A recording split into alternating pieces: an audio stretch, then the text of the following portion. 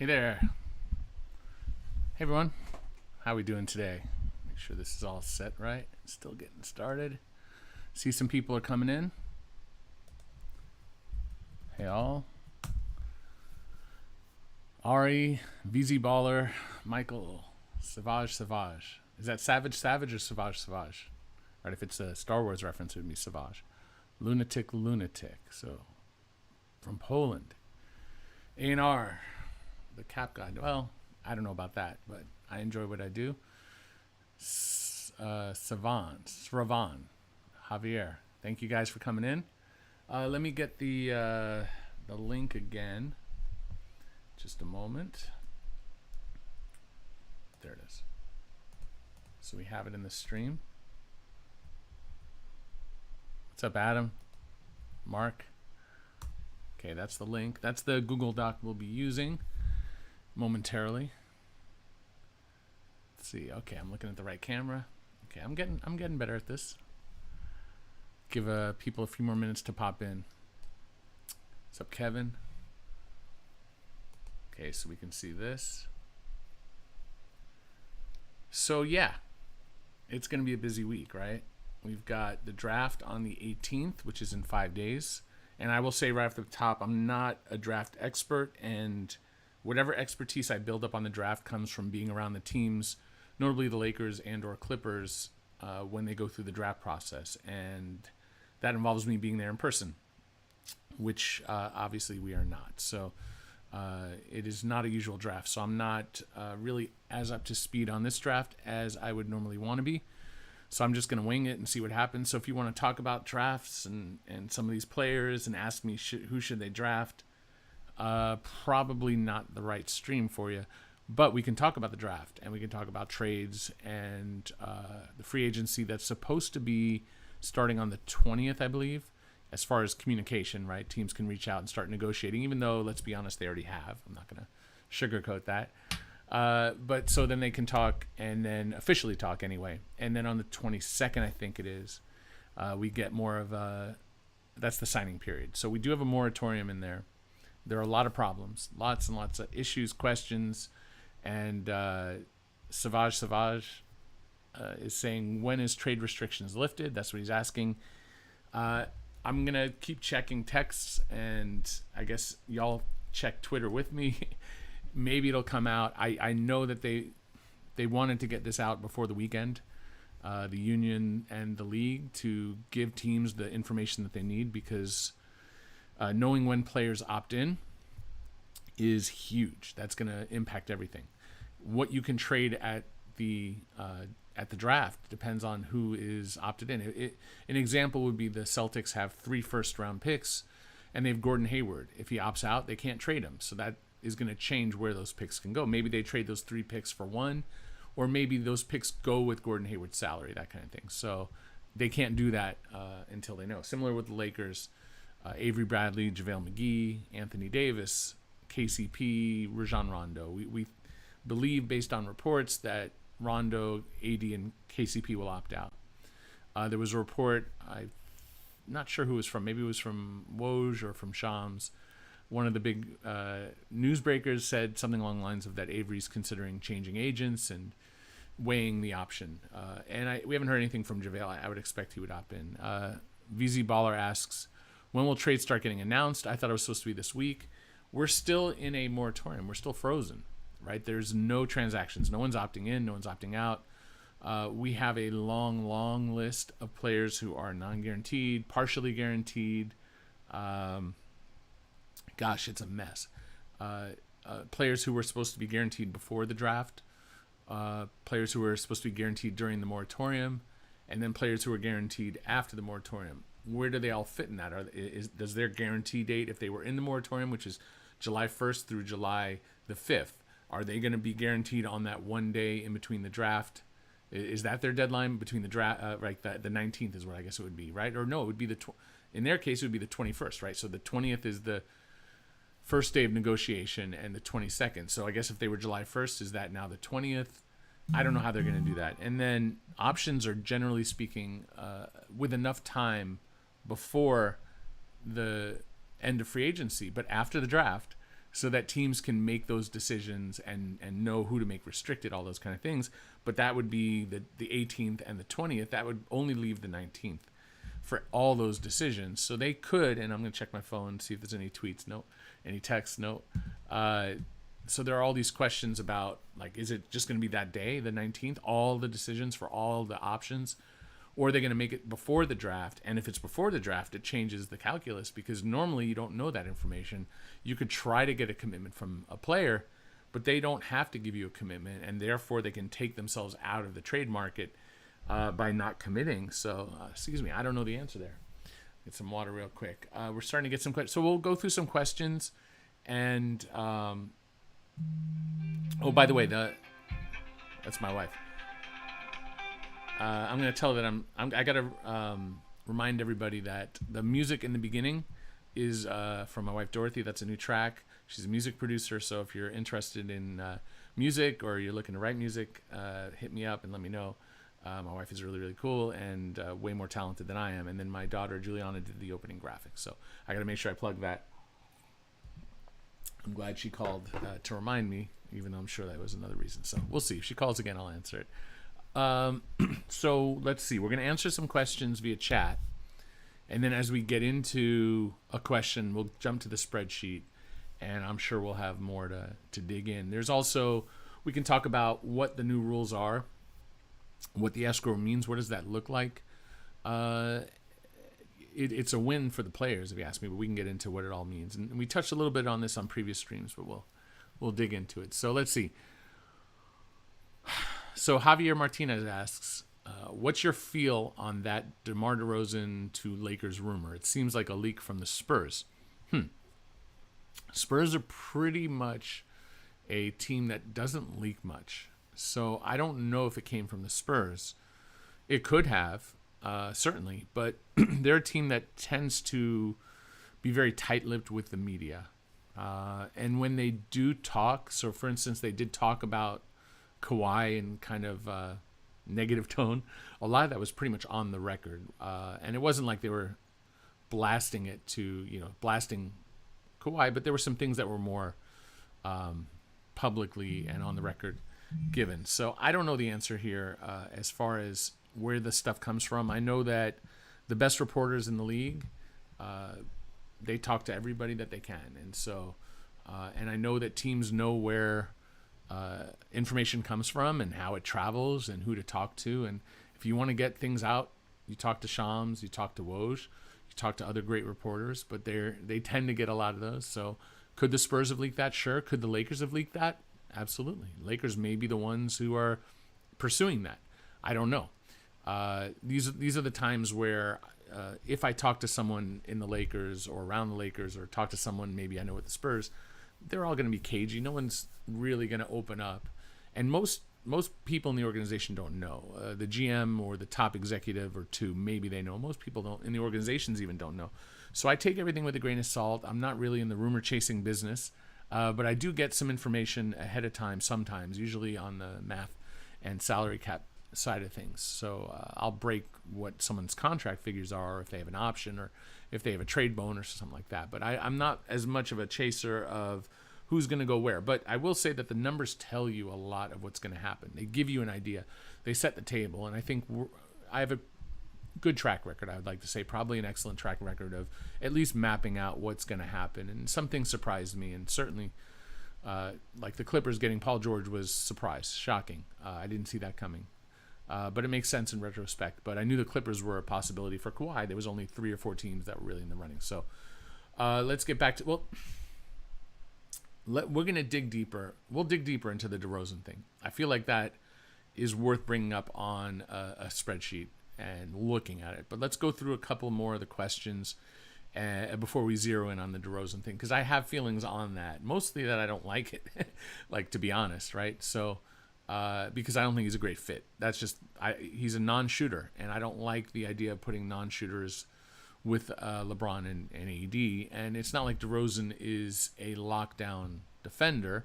Not a bad defender, I don't think, or at least in his prime he wasn't. I don't know where he is. I didn't watch enough Spurs to say either way, like, has he fallen off? I would have to do more of a concrete analysis. So Let's go down and we'll get back to that. And of course, Warren Lim is saying same question. So we'll definitely hit on that. Darian P. Can the Lakers offer the full mid-level now? So the answer is they could always do the full mid-level, but it depends on how much they pay Rondo, how much they pay KCP. Does JaVale McGee opt in? Does Avery Bradley opt in?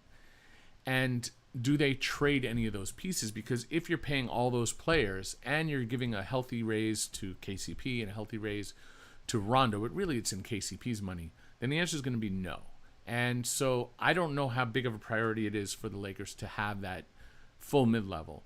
And we can go over those numbers as well. I tend to get a lot of Laker questions. I know if you're a fan of the salary cap and you want to know about your team that's not the Lakers, you got to speak up, because my guess is that there's going to be a lot more Laker questions, just because that's where I write out of LA. I cover the Lakers mostly for Bleacher Report, and I tend to get, that's tends to be where my reader base comes from. So if you're not a Laker fan, speak up, and I'll talk any team. All right, let's take a look here. A few more questions, and then we'll start to dig into some a little more deeply. Billy Hoyle asks, Hi Eric, why can teams go over the $109 million salary cap but only get luxury taxed at $132 million? That's how the system works. There are different lines, and so you can be under the cap, and if you're under the cap, you have a lot of flexibility to spend in different ways, to trade in different ways. Once you reach the cap, you are now limited in what you can do by the exceptions. So that might be the mid-level exception. It might be someone's Larry Bird or early bird exception. It might be any combination, biannual exception. And so those exceptions don't apply when you're under the cap. You have the room to do it. So if you were going to trade someone, you don't need to have a trade exception. You absorb that player into your cap room. If you sign a player, let's say you have $50 million in cap room, you sign a player for $30 million, you're using $30 million in cap room. Those are not exceptions. But once you reach that line and now you're over the cap, now you're in the exception area. And if you went under, the only exception you now have is the room exception. In the case of teams that started over the cap, never went under, they have these many exceptions. And they can spend whatever they want with re-signing their own players and using those exceptions based on rights and exceptions, but they don't have cap room to do whatever they want. So trades have to be within certain margins of meeting salary matching, etc. But there's also an additional line, which is the salary cap line, or the luxury tax line, which is 132, roughly, a little bit over, right? And so that's basically a line to try to put a damper on spending, to make sure that teams don't just spend whatever they want. And it's really a protection for the teams that don't make as much money, which are a lot. The big market teams, most recently in the last handful of years, the Warriors have been raking in money like crazy. And so should they have the ability to outspend the teams that are maybe not in a huge market, that are like the Charlotte Hornets right now, they don't really have a contending team.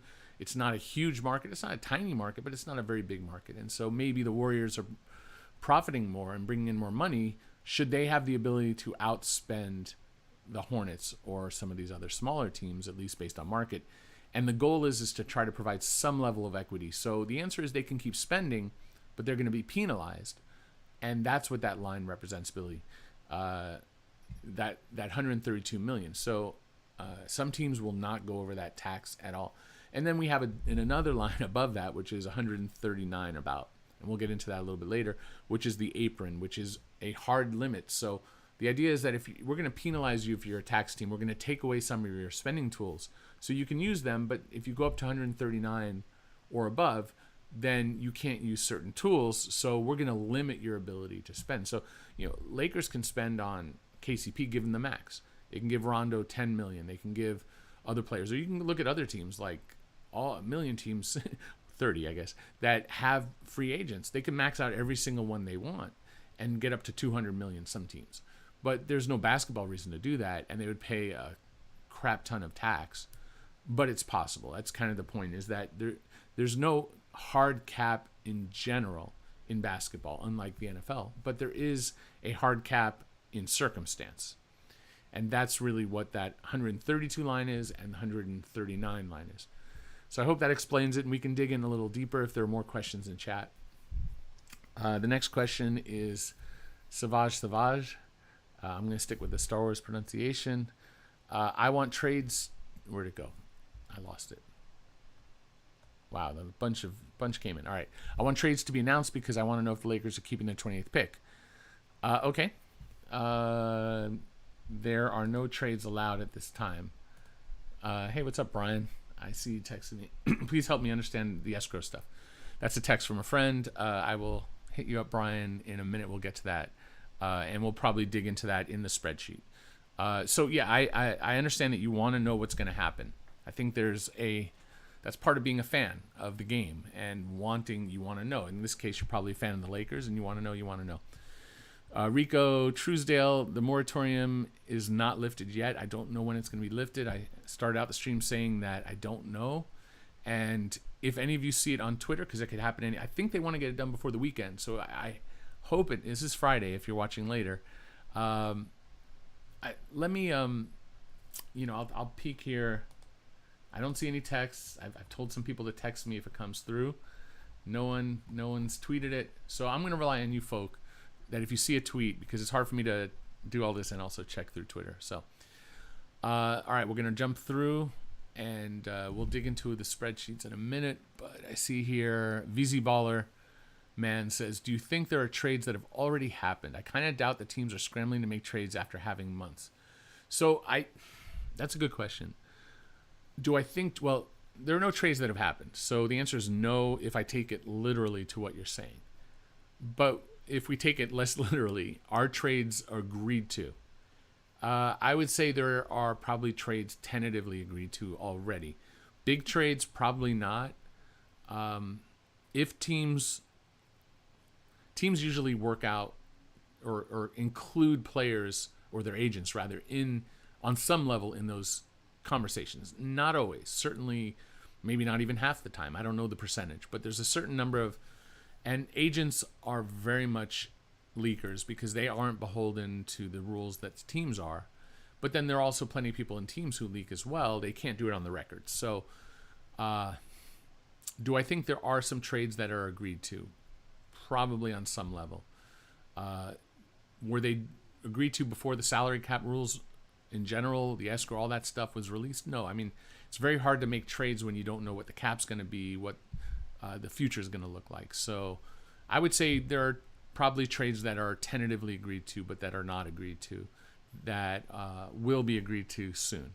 Will we hear about them right away? I don't know. VZ Baller says they leaked to Woj, they leaked to Shams, they leaked to Mark Stein and David Aldridge, and I'm leaving out a ton of people. There's a million people who are really good at what they do, and a lot of beat reporters, and I no offense for anyone who I've left out, because there's a lot of great colleagues that I work with and around. My job, at least I feel like, is to try to support everybody. I don't really limit myself to just Bleacher Report or Basketball Insiders. I like to help whoever. So if you have questions and you want answers, come and ask. Send me a tweet, send me a text. If you know my number, email is very accessible. I'm happy to answer. That's for anyone, but also, well, not necessarily the text for anyone, but anyone in the industry. I'm happy to collaborate and communicate. All right, Ari Fermandi asks, what do I think about the PG and Westbrook swap? Are their salaries matching? Westbrook and Chris Paul are about as high as there is in the league. I think Curry's probably higher. We could look that up a little bit. In fact, we're just sitting on this, so why don't we take a quick peek right here. I think Steph is in the 40s, right? So Steph is at 40 point. You can all see that, by the way. Let me know also if you're not seeing something or if the audio is jacked up in any way. I think we're good. Usually I would have been notified by now, but you see Steph's at 40, 43 for this next season. We jump over to Houston, and this is at Basketball Insiders, and the link is in the spreadsheet, which I'll pop the link. Let me see if I still have it saved in my clipboard. Yep, there it is right there, in case you need the link. That's the link to the Google Sheet, and in the Google Sheet is the link to Basketball Insiders. Take a look at Westbrook. He's at 38.5 and 41. So when the season rolls over, which is in less than a week, well, I guess it is exactly a week, it's going to be 41.35, but before then he's 38.5. I'm guessing in most cases the trades will be executed after the draft and into the new season. Let's take a look at what was the question? It was OKC, right? So if we're going to take a look at Chris Paul, same numbers as Russell Westbrook. The difference being is that he has a player option. He's 1 year fewer than, 44-1. This is an option year for Chris. This next year is a option year for Russ. So from the perspective of the Clippers here. Okay, so where are you? Yeah. From the perspective of the Clippers, they, in my opinion, desperately need a point guard, but more of a floor general type. Doesn't even have to be a scorer. If you're giving up Paul George to get that, and you're getting Russell Westbrook, to me, who is more of a scorer, and you could say he averaged triple doubles. I got it. Yeah, he knows how to pass the ball. I don't view him as a patient point guard, and I think his athleticism is waning. And my advice to the Lakers, which I don't think they were listening, but when I was doing analysis in the playoff series, was let Russell Westbrook make every decision. Get the ball in his hands as much as possible. To me, that was a winning formula. Get it out of Harden's hands, get it into Westbrook, let Westbrook make the decisions. He plays too fast, and I think his athleticism hasn't kept up with that. When he was more overpowering as an athlete, I think it worked more for him. But he's been a polarizing player his whole career, so I don't love that for the Clippers. Now, from the perspective of Kawhi Leonard, if he's somewhat in charge, applying pressure on the Clippers to say, this is what I want, is he saying, I don't trust Paul George because of what happened in the playoffs? Maybe, I don't know. That team was kind of a mess in the playoffs. I don't think they wanted to be in the bubble. So, all right, so we're going to keep going. Michael Jordan, I don't think this is the real Michael Jordan. He asks, can Lakers re-sign KCP and have the exception? So we'll dig into that. If they trade for DeRozan, we can run the math and see how does that all fit together. The short answer is, when you're asking for our exception, I assume you're saying the Lakers have the full mid-level. I'm not anticipating the Lakers have their full mid-level, but I also see that if they want it, they can definitely get to it. But when you start to trade for someone and bring a lot of salary, it gets a lot harder. And we'll run through the numbers. Tony Yayo asks, who is this Scoop B character? Is he credible? I'm not going to blast any reporters anyway, but I know Scoop personally. I've done a show, met him at least once. I think I've seen him maybe 2-3 times in person. Really nice guy, passionate about what he does. I know that he knows people in and around the league from his life. I don't know how people make connections. Everyone does it their own way. Is he credible? I mean, he's putting out stuff that he's hearing. I don't think he's at any point making up stuff. So, do I believe that his information is good? That kind of goes to the whole point of,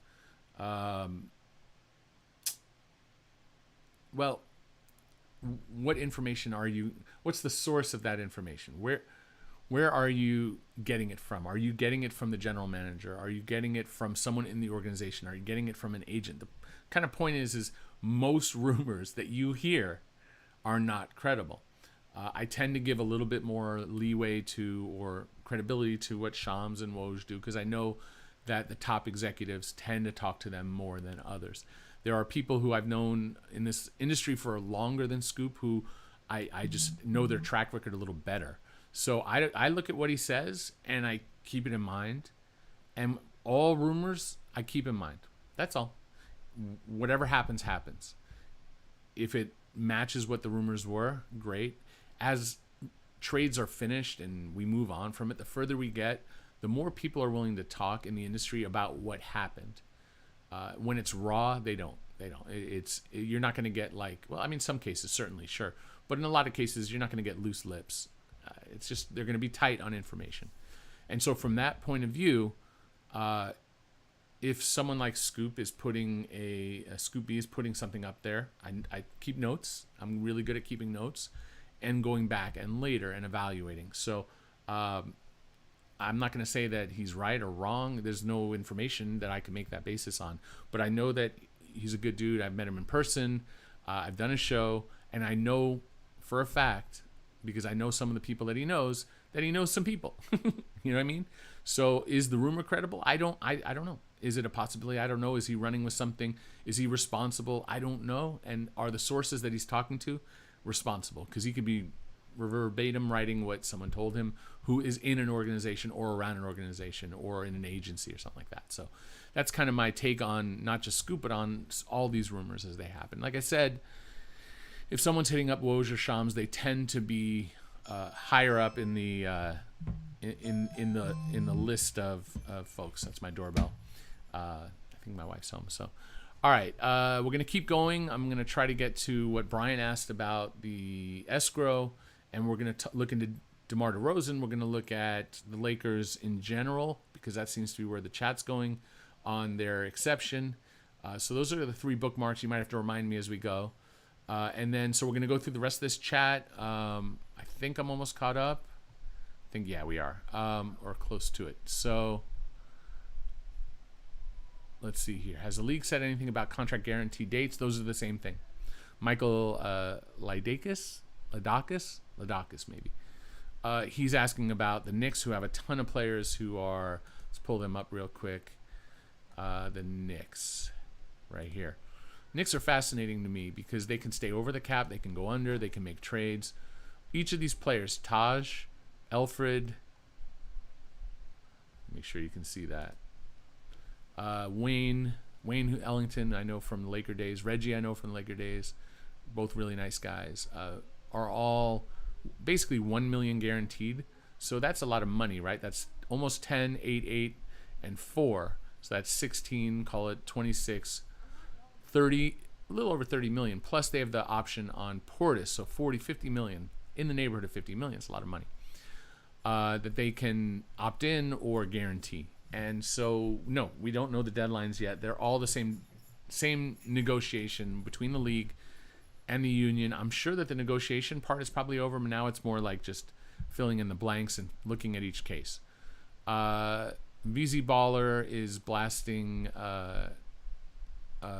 Scoop B. And so, again, I'm not going to blast anybody.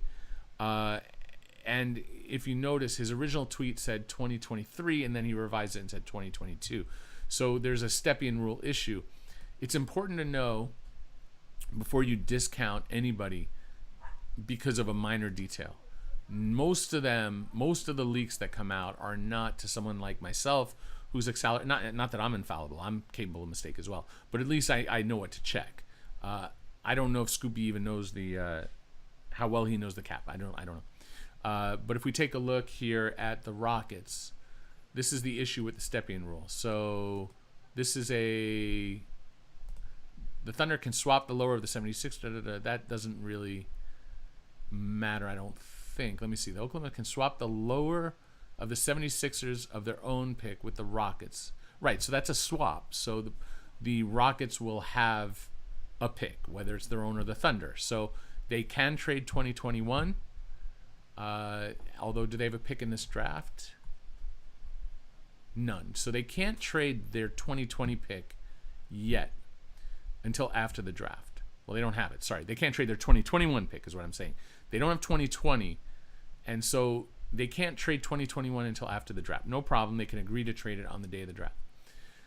They can trade 2022, but they cannot trade 2023, and that's because they owe their first rounder in 2024. So you can't trade the year before that. You can't trade future consecutive firsts, which is the Stepien rule, unless you have someone else's, which is why it's okay in 2021, kind of. But all right, so 2023 they can't. 2022 they can't. So what VZ Baller was complaining about is that the original tweet said 2023 when it was 20. But here's the thing: is that most reports that go to reporters, from agents, from teams, from whoever is leaking this stuff, players, who knows, they usually don't know the cap like a capologist, or even with some of you folk here who are taking the time to learn this stuff. So I don't discount rumors based on a little detail that's off. If a primary detail is so ridiculous, like for instance, there was a no trade restriction on one of the players and they were the primary player, then we could say, no, that's garbage. Or if it was a contract that's like, oh, it's a 5-year deal and the player's only eligible for a 2-year, there's all kinds of nonsense. I do see crazy stuff. But legit, like the Raptors tried to use years ago, tried to do a sign and trade for Matt Barnes using an exception that is 100% illegal. The Knicks under Phil Jackson tried to give someone a 3-year deal when they only had 2-year deal as possible under the minimum exception or whatever it was at the time. And so, like, even stuff from teams comes out that's wrong. So it happens. And I've talked to the league. I've talked to Adam Silver, and he said, like, guys like, what I do, what Larry Kuhn does, and we help get information out there, and they just want the rules. If people understand the rules, better understand the rules, then they're living in the real world a little bit more. So if I help that in any way, great. I mean, some people would say I don't live in the real world either. I don't know. I mean, I'm covering basketball for a living, so it's kind of I don't know if it's the real world anyway. We're sort of we're fun, we're a distraction in a way and an enjoyment from some of the difficulties in life, especially these times. All right, so we're gonna drill through the rest of these. We're gonna get to escrow stuff in a minute. Why would they do Paul George for Westbrook? I sort of said the idea that maybe Kawhi is saying I don't want to play with Paul anymore. VZ Ballerman is asking, do I think that Al Horford's gonna get moved, or can he get moved, or whatever? Taking a quick look at Al. The challenge I see there, I need to send a text here. Hold on a moment. My daughter has practice. Okay. Zoom practice, of course. All right, so taking a look, the Al Horford, right? And you guys should be able to all see this. It's a lot of money. It's a lot of money. Now, his contract isn't terrible. It's not good. It's bad. I'm not going to pretend it's good. But the last year is $14.5 million guaranteed. So, yeah, it's not great. It's the extra year with the partial guarantee helps a little. It helps in a stretch situation, but you don't want to be trading for Al Horford to stretch him. So, no, this is not a great contract. Can they move him? Sure, it depends on how much they give up.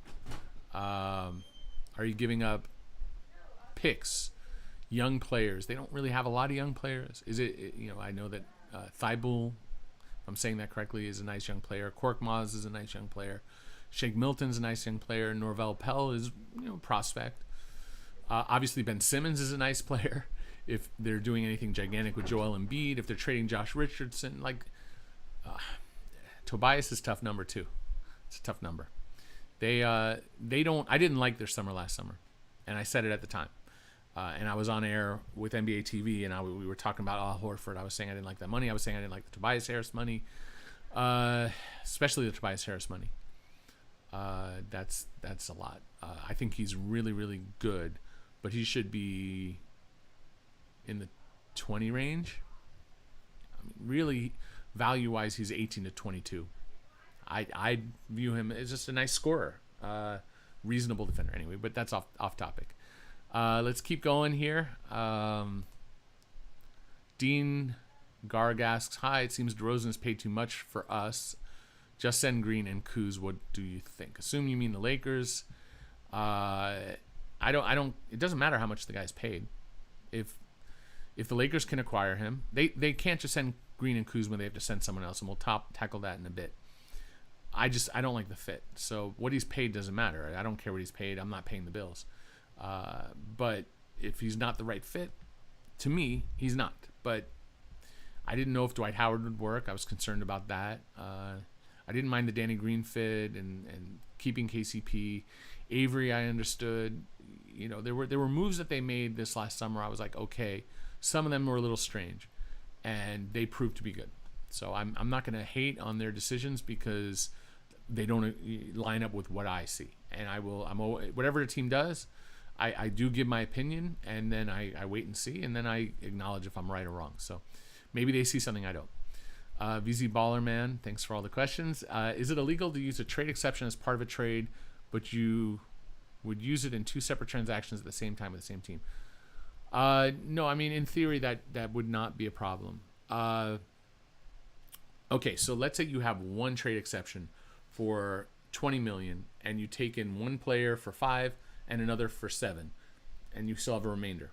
That's fine. I'd have to look into how that would work, where you make a trade and it creates an exception, and then you use that same exception in that trade to take on someone else. I'd have to look at exactly how that works. There could be some combinations that are legal. I think by and large the answer is it's not illegal to do what you asked. I don't know if I fully get the question, and maybe we can map it out a little bit in the sheet. But generally speaking, trade exceptions are like IOUs, and you can use them up. They're kind of like a gift card, right? You have a balance, you can use it up. You can't ever reload the balance. So if something costs more than that, you're not gonna be able to use it, but you can buy multiple things with it. What scenarios? This is Rafi. Oh boy, Tulumjian. How'd I do? Did my best. What scenarios would the Lakers hard cap? Say it again. What scenarios would hard cap Lakers in a potential KCP sign and trade? If the Lakers are sign and trading the Lakers KCP out to another team, there are no scenarios in which they would be hard capped, unless, I guess, they were also getting a backup player via sign and trade. So if it was a dual sign and trade, so KD, D'Angelo Russell, dual sign and trade, both the Warriors and the Nets ended up hard capped. But trading away a player sign and trade does not trigger a hard cap. And you can't use the biannual exception, you can't use the mid-level exception, the full mid-level, in a sign and trade, so those are not relevant. Shout out to the Philippines, to Warren Lim. Great appreciation for the Philippines and their love for basketball on Twitter and chat. I've communicated with some folks there who work in the leagues, and I've had a great experience so far. So big fan of the Philippines, and I also, one of my daughter's good friends is, her family's from the Philippines, and she played lead defense. She was kind of our KCP in the playoffs, where she was like the lead defensive guard, and my daughter was the point guard on offense, and was more of the two guard on defense. But I would put her on the ball, and she had instincts that were awesome for a 10-year-old, 11-year-old girl, as far as defensive, like shuffling her feet, using her arms really well. And then she was a vicious screener. I would literally tell it, do whatever you want to do with your screens until they call an offensive, a legal screen, offensive foul, and then we'll roll it back. So she would just go up to people and just belt them, and it was awesome. So I have a lot of affection for her, and that family's great. They're really good people. Their son actually is really good, really talented player. He's got a lot of energy, really good basketball player. All right, so Tony Yayo asks, will Terman I don't think that's how you say it. Man, now you messed me up. I don't even know how to say his name anymore. You spelled it so wrong. Fertitta, right? Fertitta? If I say something wrong, let's see, let's take a look here. See, if you look at my sheets, I don't have the owners here. So Tillman Fertitta. I don't think it's Fertito. Maybe I'm saying it wrong. You got me all confused. Will he ever go over the luxury tax threshold? He seems to be a cheap owner. There's a reputation that he is. I know some people in the industry believe he is. I don't know that he is. They've made decisions where, they didn't hire a high-profile coach, but I mean, Steven Silas deserves a job as a head coach. And if you keep going with the same retreads who are expensive, and let's be honest, the retreads, there's not enough diversity. So they hired an African-American and a black coach. To me, this is a good thing. So I don't look at that hire as like, they skipped on somebody who's already been a coach. This is how opportunity happens, right? You give someone opportunity. It's going to be a difficult one because I think that team is in flux, but I want to see what Silas does, and I don't have a problem with that. He fired, I don't know if fired is the right word. Did he fire Morey? They parted ways with Morey. Yeah, they let Morey go. So they were willing to pay a replacement and pay Daryl. So some of the money he made in Philadelphia is probably offset. They could have gone into the tax. Most teams did not. 4 teams were in the tax, I think it was, wasn't it? I have it right here. I'll have to look away. Pardon me for looking away. The 4 teams in the tax are Warriors, Celtics, Thunder, Blazers. That doesn't sound right. Not the Warriors. I'm looking at the wrong year. I punched into the other year. So hold on a second. I'm starting to build out my 2020 here. Let's jump over to this camera so I'm not looking away. All right, give me a moment here. Pull this up. You won't see it because I can't share everything that I have, but let's take a look. I'm building out my workbooks for the next year. Okay, yes, let's jump back here. The Heat, well, I'm still looking. I didn't move over here. All right, try that again. The Heat, Wolves, Thunder, Blazers. So, rule of thumb, contenders will pay to be in the tax. That's the Heat. The Wolves didn't have to be in the tax, could have avoided it, could have made moves to get out, chose not to because of what they're trying to build for the future, notably around Karl Anthony Towns and D'Angelo Russell. The Thunder had been a contender, although obviously it bottomed out pretty quickly, but it's just, really happy for their success, that they trade two of their best players, Westbrook and Paul George, and end up better.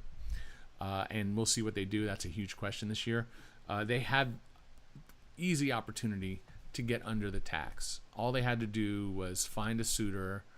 They could have paid like $1 million or something like that to trade someone like, that's right here, like Deontay Burton, Hamidou Diallo, Isaiah Roby, Abdel Nader, who was a rotation guy.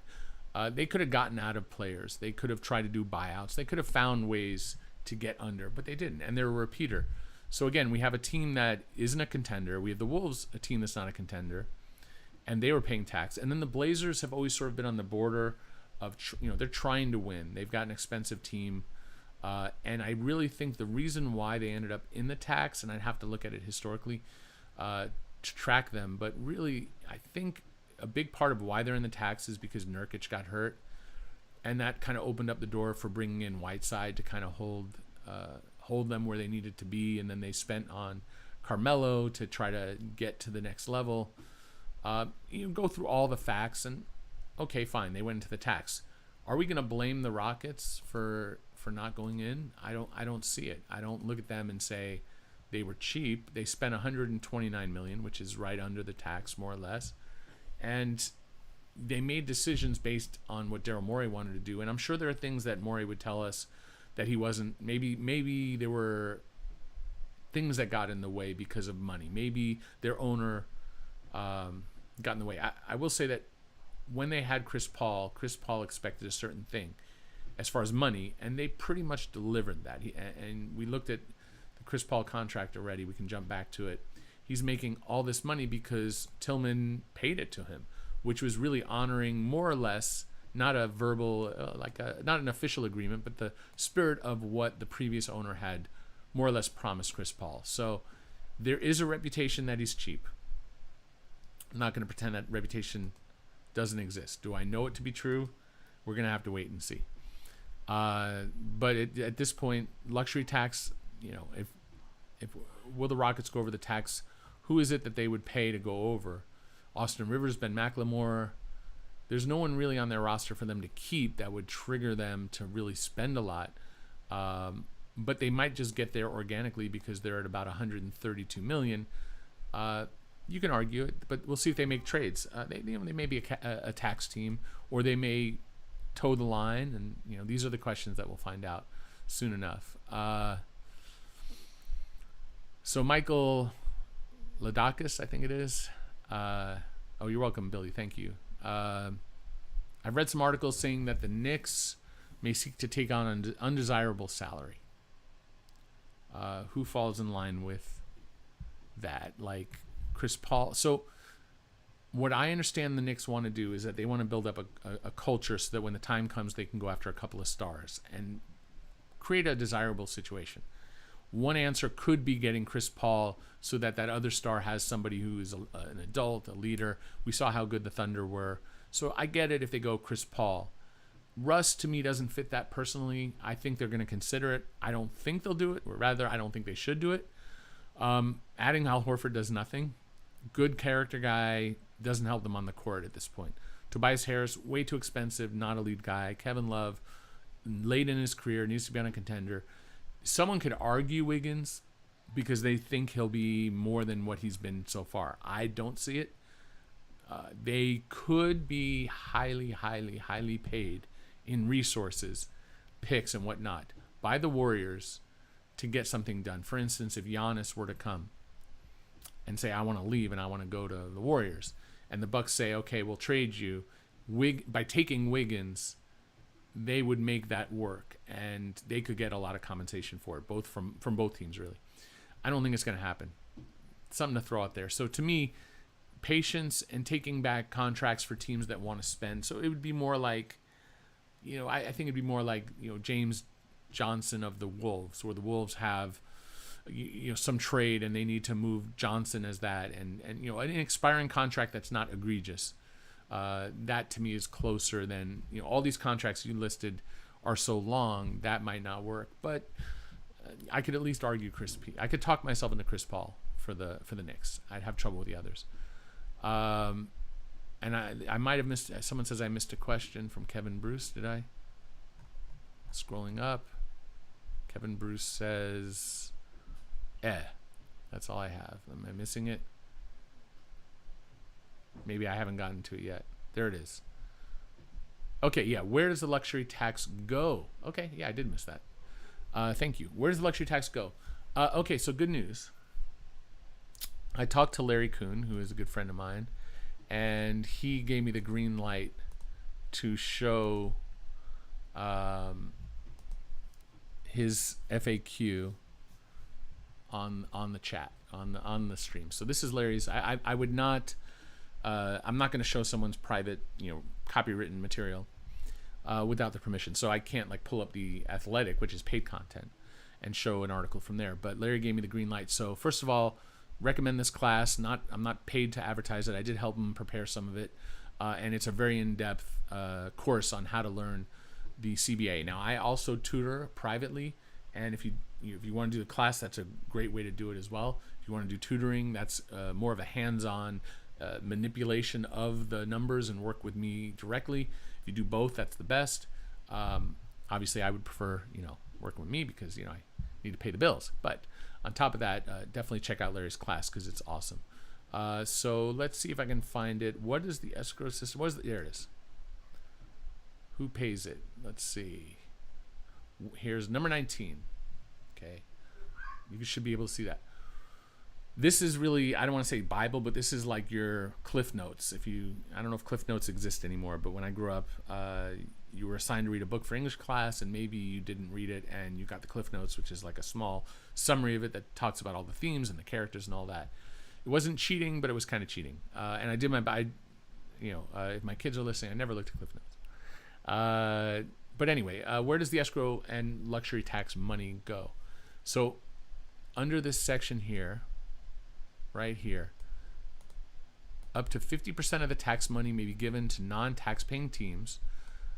Note that there's no requirement that any of the tax money be distributed. So the league is distributing the money, 50% of it to each team. So you have 30 teams, 4 are over the tax.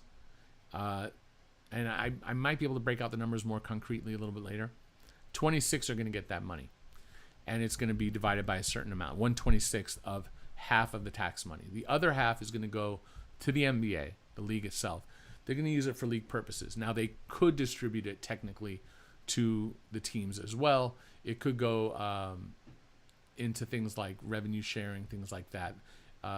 Currently, Larry puts it right here, currently 50% of the tax revenue is used as a funding source for the revenue sharing program, and the remainder is distributed. So really, it goes into revenue sharing, which is a whole nother thing.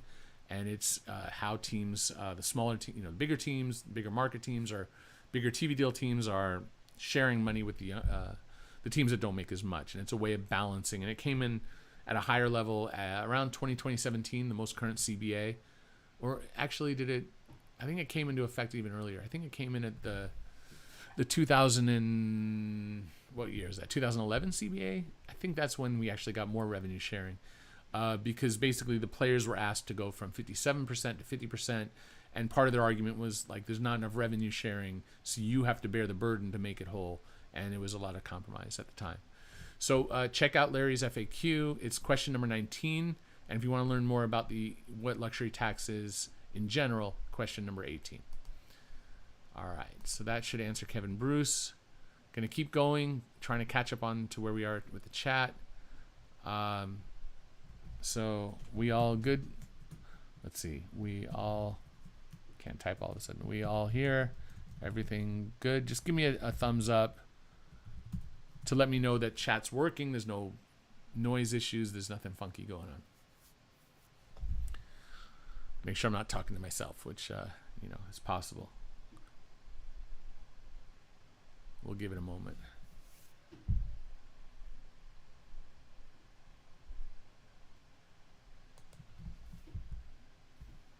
All right, I got a thumbs up. Okay. Whew. All right, it was a lull for a minute, and then the number of viewers dropped down to 0 for some reason. I think it's a bug, and because there's obviously people here, so I'm like, maybe I am talking to myself, which is not the first time that's happened. At least on YouTube would be the first. All right, let's try to rifle through and let's see. We started at what time? I said 3:30, so we're almost an hour in. Haven't gone to the spreadsheet yet, so we're going to knock out some things in a few minutes and try not to keep you guys too long, but that always never seems to happen. Okay, so Alfredo Gomez says, my team is the Thunder, and I want to know when can teams finally make trades. Again, at the start of the chat, we don't have that yet. I'm going to keep checking my texts. You guys on Twitter, let me know. I don't have an answer yet. There are no answer yet. There is no answer yet. I thought they were going to give us that information before the weekend, so that they don't have to work through the weekend on it. They may have to. Maybe we'll find out tomorrow. If I know that they're on New York time, so it's already 7:30. And then Michael Leidicus, if I'm saying that wrong, I don't know. Not advocating for any player, just curious about your thoughts. Yeah, I'm not going to come up with a list of this for the Knicks, but basically guys on short deals or really just being opportunistic as other teams have moves and they need a third team or they need cap room. The Suns, the Raptors, the Heat, there are teams that are on the border of cap room and they might want to get deeper into cap room. Like if the Suns want to keep Dario Saric, I think it's pronounced that way, then they can, but it eats into their cap room, so maybe they trade some other pieces, and that opens up that cap room to not only keep Dario, but also use their cap, and the Knicks could get in on that. And that would probably be Oubre or someone else like that. But I think Oubre probably goes to a team that wants him for his value on court. I don't know if he's the guy that the Knicks need because he's going to be wanting a contract next year. But he's not a bad player, so... Michael Jordan, the not real Michael Jordan, I think, says, I think free agency will move fast. Most of the free agents probably know where they're going. There's some truth to that. I don't think there's all truth to that. I think there are a lot of unknowns, mostly because there aren't, Anthony Davis, sure, but there aren't a lot of really top free agents. There really aren't. Yes, Tony Yayo, congrats to Kim, is it Ing? Is that how you pronounce it? And the Marlins. Yeah, I'm happy to see diversity hires that go beyond, go by merit, but open doors for everyone. It should be based on merit, and it's really hard to get in the door for anybody. And I know that Kim has been in the industry. I don't follow baseball like I do basketball, but I know she's been in the industry for a really long time. So it's about time that she got that opportunity. VZ Baller, I'm not hearing any Horford rumors and suspecting he has already been traded. Doc Rivers and Morey barely answered questions about him. They're, them not talking about Al Horford doesn't mean they've traded him. And the odds of trading a guy with that kind of money is not an easy thing. So I don't make those assumptions. And I don't go by real estate rumors like, a guy moved out of it, sold his house, none of that. I don't go by omissions. Is it obvious that they want to trade Horford? In my opinion, yes. Is it obvious that they are able to? No. But Morey is somebody who's very creative and willing to make complex deals that don't make sense necessarily on the surface because he's got a bigger plan. So I do think it's very reasonable he gets moved. Nate, what's up, Nate? Nate Actually, I don't know how to say your last name. Kessel? I think it's Kessel. Kosel? Hey, Eric, can you do the Cavaliers? I'm interested in hearing how much cap space the Cavaliers should have and what positions of personal... So, the Cavs, I'm going to pull this up right here in the background. And I don't know if we'll do a sheet on them because it's pretty straightforward if I remember correctly.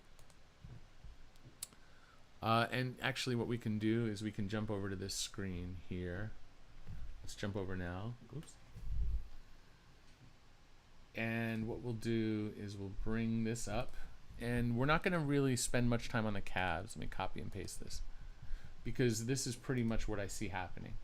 Oops, bad paste.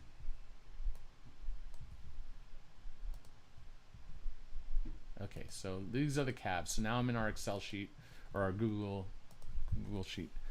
These are the Cavaliers. So, and these are called roster charges. So the way I see it, let's make sure this is summing. I don't think it copied. Okay, let me scroll up a little bit. Okay, you should be able to see all that. Again, if you have the design or the ability, Venmo or Patreon would be great. In fact, let me Venmo is the idea is that I have to feed my family and girls and all that, and the media business pays what it pays. I'm doing my best, and if you appreciate what I'm doing and you have a little bit extra money, that'd be great. Next best thing would be to join Patreon, and that's like a monthly contribution. I am going to give a Discord out, and at some point I'm going to gate this where you have to be a Patreon of mine to get to it. But if you get in before that, I'm not gonna kick anyone out. So I'm copying a link now, and we're gonna paste it in the chat. Give me a second. I have a 3 monitor setup, pretty dang nice. Okay, man, there's a lot of questions. Okay, so that right there is a Discord invite, and let's go back to. So go ahead and join the Discord. That Discord available for 24 hours. So if you are seeing it through Saturday the 14th about just under 4:30 Pacific time, then great. Otherwise it'll be expired. Join the Discord. We have just people from Sports Business Classroom, which is where I've taught. We've got 2020 people, we've got 2019 people, 2018 earlier. And then we've got just friends that I have, people who have tutored, other people from chat. Join in. There's just conversation, especially this time of year. Lots going on. So check it out. And so again, Venmo and Patreon. You can follow me on Twitter. That's my email if you have questions. Here's the link for the Basketball Insiders pages that we were just looking at. Here's the link to Larry's FAQ. And then here's the CBA itself, which I don't know if we're going to dig into today. Probably not. We've had some lessons before where we've dug in and looked at actual text of it, but I don't think that's where we're going today. So here's what I think happens with the Cavaliers, to get back to Nate's question. I'm just copying and pasting. Give it a moment. This right here is Andre Drummond. I'm going to replace a roster charge. Ooh, I pasted in the wrong numbers because I'm in the new year. Let me get the right numbers. Get it over here. I'm literally building out the new book, and I haven't updated everything. So that's, if I copy and paste from that, we're going to get funky stuff. Let's try that again. There it is. Roster charge. So everything I just did, we'll do again. Bear with me. All right, sum that up. Let's do that, and that. And we're almost there. This is why we're not going to spend a lot of time on the Cavaliers. I think that happens. Ops in. So we're going to change that from blue to black. Okay. And therefore, team total, cap, over. That is your Cavaliers. Now, if they traded Kevin Love, it would change the math. But let me show you, the mic is over here. If they trade Kevin Love, they're probably going to get some contract back. I don't think they're going to trade $31 million. Are the Knicks going to take him and send basically no salary back? I don't see why they would. The Cavaliers have what, the 5th pick? Are you, if I'm the Cavaliers, trading Kevin Love and dumping the 5th pick just to get out of Kevin Love is not a wise path. There are other ways to get out of Kevin Love other than dumping like really nice prospect, a nice pick. Doesn't make sense. So that to me is the answer and why we're not going to spend a lot of time on the Cavs. I have the Cavs over because I believe Drummond on his word. He'll opt in. That's what he said he'll do. I believe him. Mathematically, he's not going to get money like that anywhere else right now. Centers don't get paid like they used to. All right, so let's jump back to the chat. Try to get to the end, and I promised Brian that I would get to the escrow, and if he's still around, man, I'm sorry we didn't get to it sooner. but I'll ping you and tell you where we get to it. If you're watching the whole stream, even better. All right, let's take a look.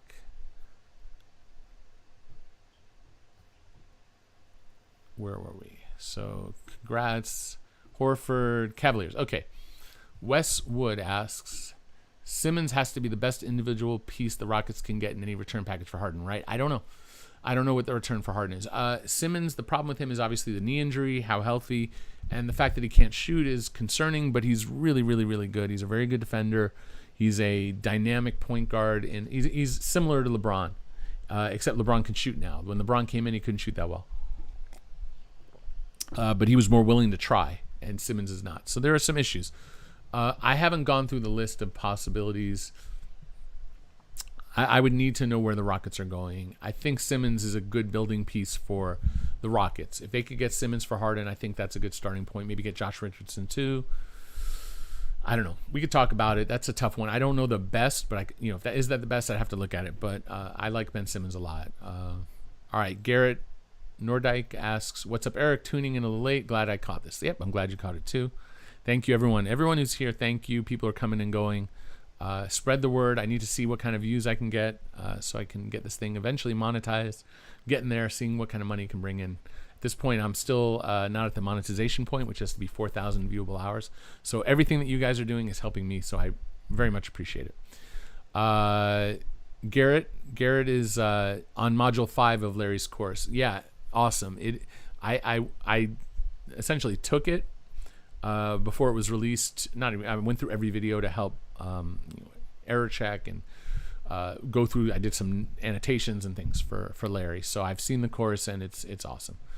Monty McNair or Raphael Stone. Should the Rockets have kept the Kings away from Monty McNair? Tony Ayu asked that. I don't know them personally. I know a lot of people in the league. I don't know. Maybe if I see them in person, maybe I realize I have met them and I don't know that I've met them. I've talked to a ton of people and I haven't. You don't always get the names. Sometimes you cross paths with someone.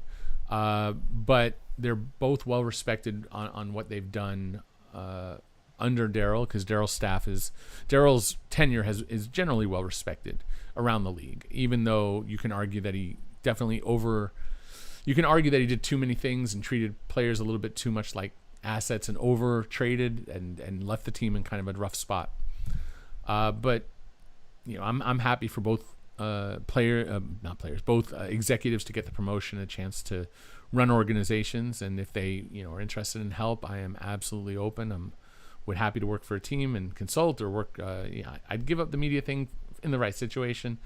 I love what I do, so I'm not going to rush out and rush into any situation. But the right situation, I'd be. So if they want to call, I'm around. Michael, Adrian, thank you for being here. Mark Scott, Warriors trade exception. Let's get funky with that. I feel like I did. Golden. What was that? Well, you can't see with this, so I'm gonna. Let me pull this off of the stream. Can't show you my dashboard. Hopefully that didn't. Okay. Warriors trade exception. Okay, I think I hit it here, so I'll pop this in the chat. Actually, I'll pop it in the spreadsheet first. This is Warriors TPE. I think I have one too many R's in there. Okay. That's the Warriors trade exception right here. There's an article on it. And what I'll do is I'll pull this in now. This should be in the chat. Okay. So this is on Bleacher Report. And I believe that I broke it down in depth. Talked about some needs. I think I made a list of some people. It's large enough to take Clint Capella, Enes Kanter if they need a big, Kelly Oubre, Eric Gordon, Spencer Dinwiddie, Josh Richardson, Jonas Valanciunas, Dennis Schroeder, Will Barton, Taj Gibson, Reggie Bullock, Evan Fournier, if he opts in. There's a lot of players that who knows who's going to opt in, who's going to be available. I really feel like they should use it and will use it if they can get a deal. But it could also be to take Eric Bledsoe if there is a massive Giannis trade. I don't think Giannis has indicated, and You would hope that if he's not staying, that he would tell them so that they can make a move earlier than later. But I don't think he's made that decision yet. But if he did, I think the trade exception would help on that. This may be the Knicks' year. No big star to strike out on, and no fans. Mark Scott's talking about the Knicks, and the idea is, if they trade for Russell Westbrook, you can argue that they're striking out, in my opinion, in using their resources there. But that's subjective. Chris Paul, I can argue. I can convince myself into it, maybe. We're almost at the end of the chat as far as catching up with the questions. So then we're going to dig into the escrow, and we're going to dig into some of these other things. And we'll dig into the Lakers and the DeRozan thing. Laker fan, if Avery, Rondo, and McGee don't pick up their options, how much money will they have available for free agents trades? We can look at that when we get into the Lakers. We'll dig that. And Robbie says, why would a team re-sign a player for more than the mid-level if only 4 teams have cap space? So rule of thumb, Robbie, is that let's say a team can offer $10 million, and you can pay them $10 million also to stay. Well, you're probably going to pay them a little more so they're happy, so that they feel like you want them, and it's not like even money. If it's even money and you don't value me more to outspend someone else, then I'm going to go play for someone else. But if it's $12 million when someone's offering 10, that's pretty much, you give them a couple million more. 13, you could say 11, but that starts to feel a little cheap. You want to outspend the competition. And not everyone does that. Some people are like, no, we're going to hardline. We're only going to give what anyone else could. And then you follow up, Robbie, why would a player with bird rights opt out of an $8.5 million contract when the most you get on an open market is $10 million? So the idea is, let's say that you have $8.5 million that you can get right now, or you can opt out and sign for $30 million, right? Like $10 million over 3, or $40 million. $40 million is more than 8.5, right? So you can't look at it like, I'm only getting 1.5 million more. You're getting 40 million minus 8.5. You're getting 32 more. We'll round 32 more, 31 more. So for someone like Gordon Hayward, I don't think this happens, but I can at least make an argument that Gordon Hayward could opt out of 35 million if someone was offering him, say, 22 million over 4 years, right? If you can get 88 million or 80 million dollars right now by opting out, then maybe you do so. Even though you're taking a pay cut of 12 million in the first year, you're locking in money, and that has real value. And we do see players do that. I don't want to say they do it often. They definitely make decisions like that, and I have seen in recent years. I could pull up some case studies. If I wasn't on stream, I'd pull up some case studies. All right, let's see here. I think we're at the end of the chat. I've got one more, and then I want to dig into the escrow for my friend Brian, and what does it mean? So we'll give an example of that in just a second. Real quick, Darth Fanatic, how much under the hard cap do you have to be to sign vetmin contracts? Well, I guess that would be this is the vet minimum table. Copy that in right now into our sheet.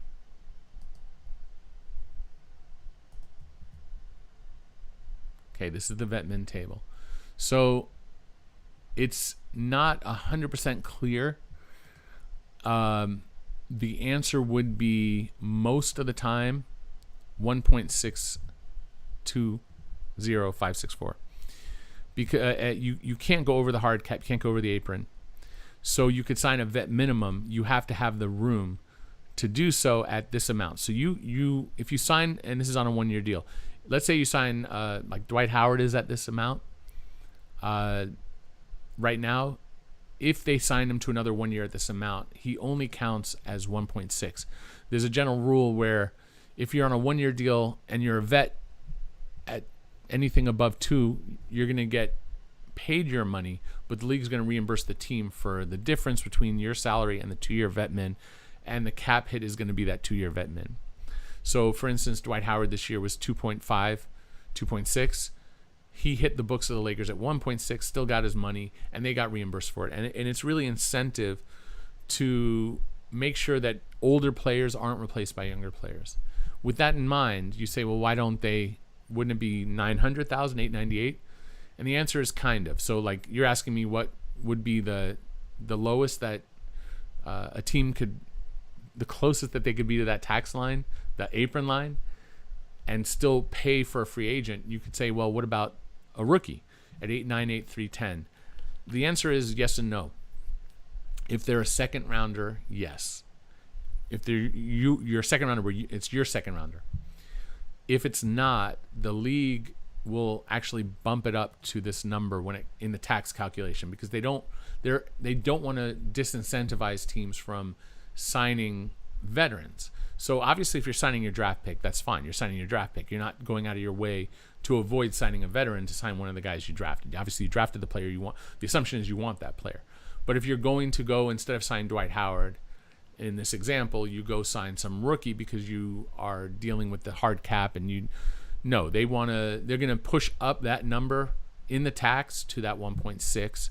So really, this is the answer, and these are the answers if they were draft picks, if they were your own draft pick. So I think that kind of answers that, hopefully. So pull the chat back up. A few more are coming through. I want to get to this escrow. So this is definitely, this is perfect. So it's going to bleed us into where we're going. Drew Doms asks, could Lakers and DeMar DeRozan do a sign and trade if he opts out of his contract?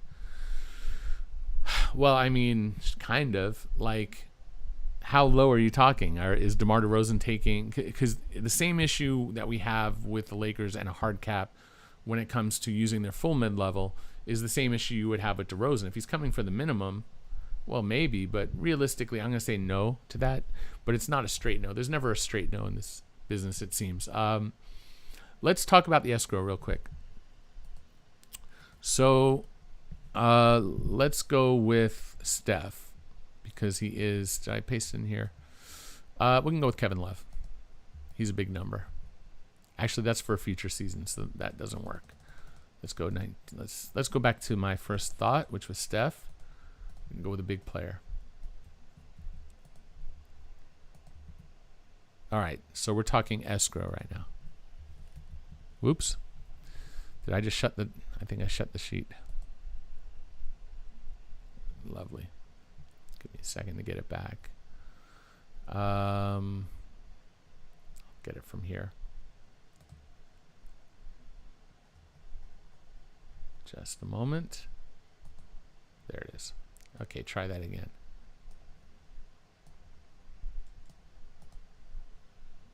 Okay, try that again.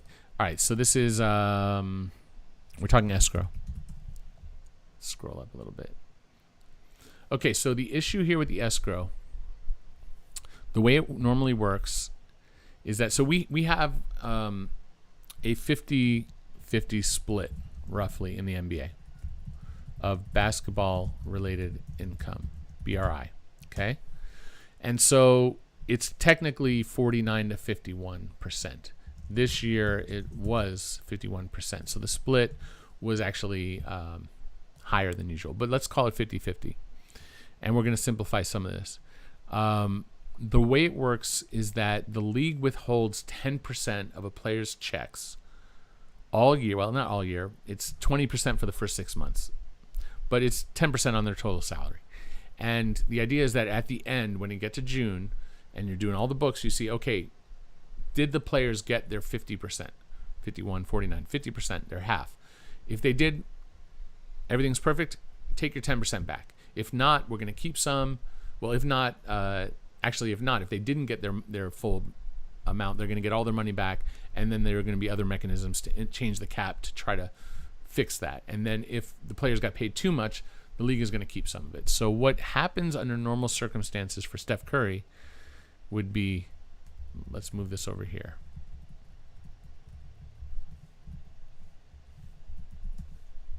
This is his normal escrow. So this is what he would normally be getting over the course of this last year. $36.2 million. At the end of the year, he would get either all of it back or not. So because of the losses, so normal year, some or all of it back. This year, none of it back. Okay, so then in addition to that, the league decided to raise that escrow to about 25%.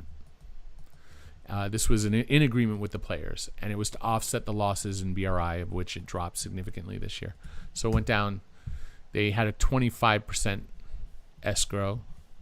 So in the end, Steph Curry was deducted a little over $10 million of his $40 million, which is a lot of money. And different players are on different schedules, so I don't know when this was deducted. I'd have to look at his situation specifically. But then they did the accounting, and the end result is that they made up a lot of money in the bubble and did way better than they had hoped, and they had to plan for worst case, because if the bubble didn't work and there was an outbreak and everything failed, then they couldn't get, they don't want to pay the players all this money, and then what do you do then, right? So they deducted more than they needed purposefully, and it actually worked out way better than thought. So this was, let's just put up here, escrow, normal escrow. This is pandemic escrow. We'll call it bubble. Let's stick with nicer words. Bubble escrow. And then this is the final escrow. And what it worked out to be when they did the math, worked out to be 14%.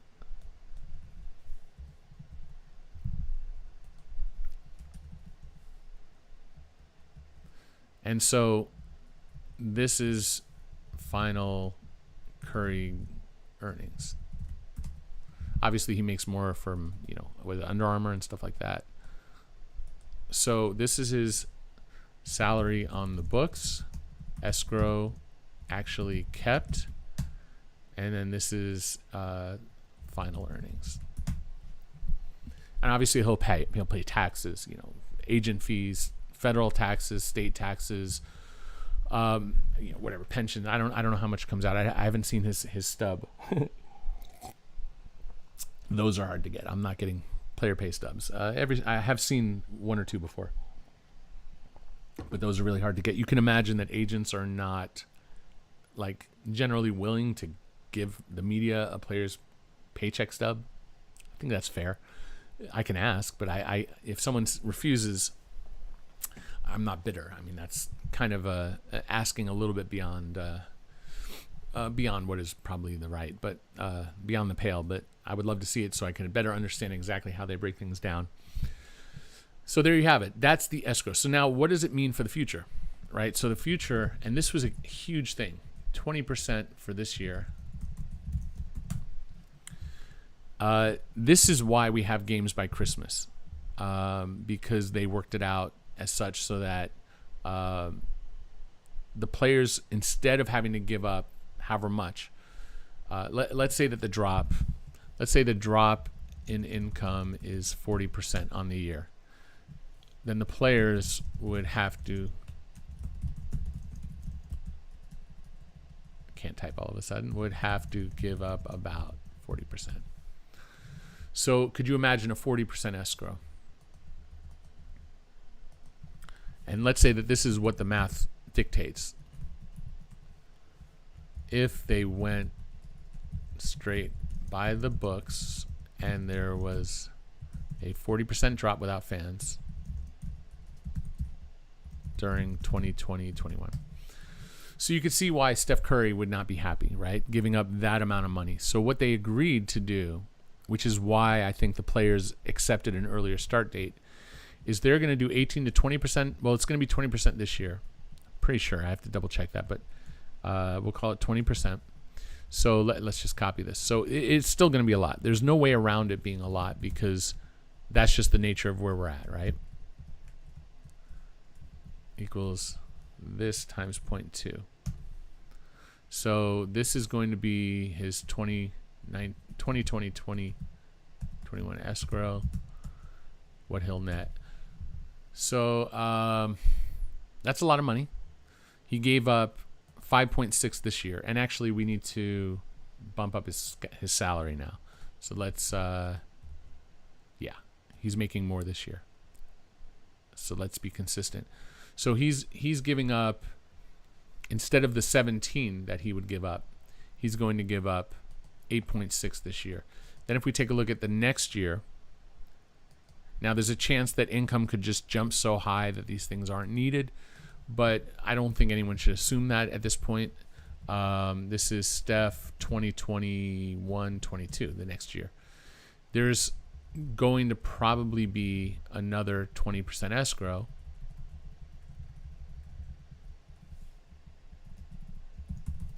Make sure you can see that. So here's another. The idea is that year 1, year 2. We're going to sum this up. And let's say that the number should be 40%, right? Like this is what it should be.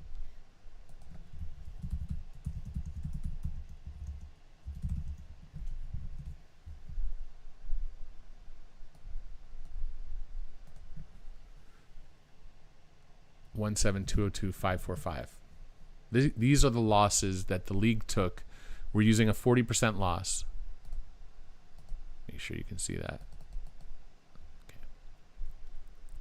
And what you'll see is that this is over.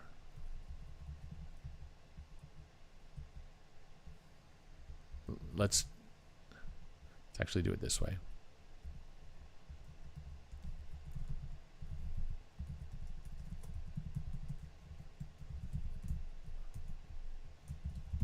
Likely refund end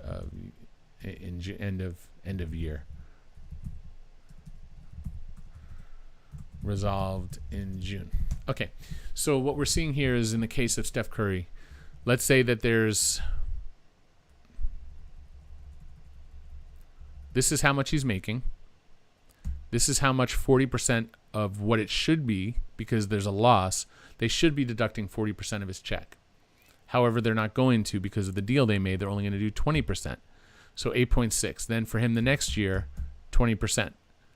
And then we total those two numbers up and we get this amount. That is more. So in the end, maybe he gets $500,000 back, a little bit more. That's not bad, right? So now that's Steph. You might have players who are going from a lot of money to a little money. For instance, and I don't know how this is going to work in individual cases. Are they going to go individually, or are they going to do it like a macro level and just look at all the players and just go by percentages, and some players are going to contribute more and some are going to do less? I don't know the answer. But I will pull up Aaron Gordon because he's going in a different direction. So if we follow the logic here, let's do this. We're just going to copy this whole thing for Steph. We're going to replace, give me a moment. I'm going to do some copying and pasting. Aaron. Okay, and then we need to copy in his salary. So 19 is what it should have been. Make sure I got that right. Yep. This is what it would be the next year. This is what it would be the next year. Okay, so it should be a... Make sure I got this right. Right, it should be 7.9. In the first year, they actually only do 3.6. The second year, they do 3.2. And so he gets total deducted 6.9. It should have been, in this case, line 90.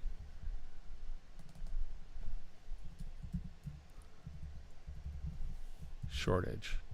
So in the case of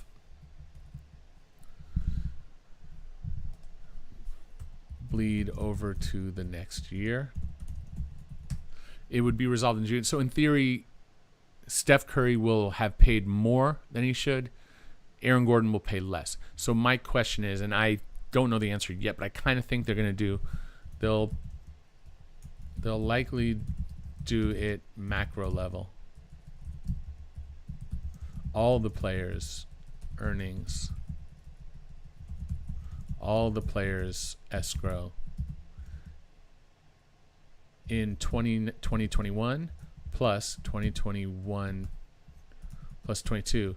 Did they make up for the short, basically the overage to the players in 2020-21?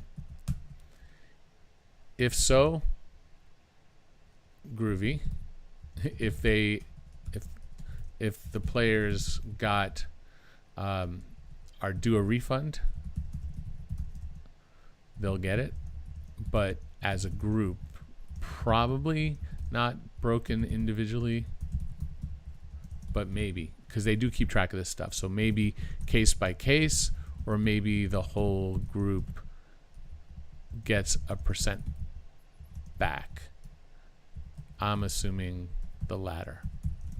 Okay, and then there's one more thing would be if no, the players still were overpaid, then the amount outstanding will be applied to 2022-23,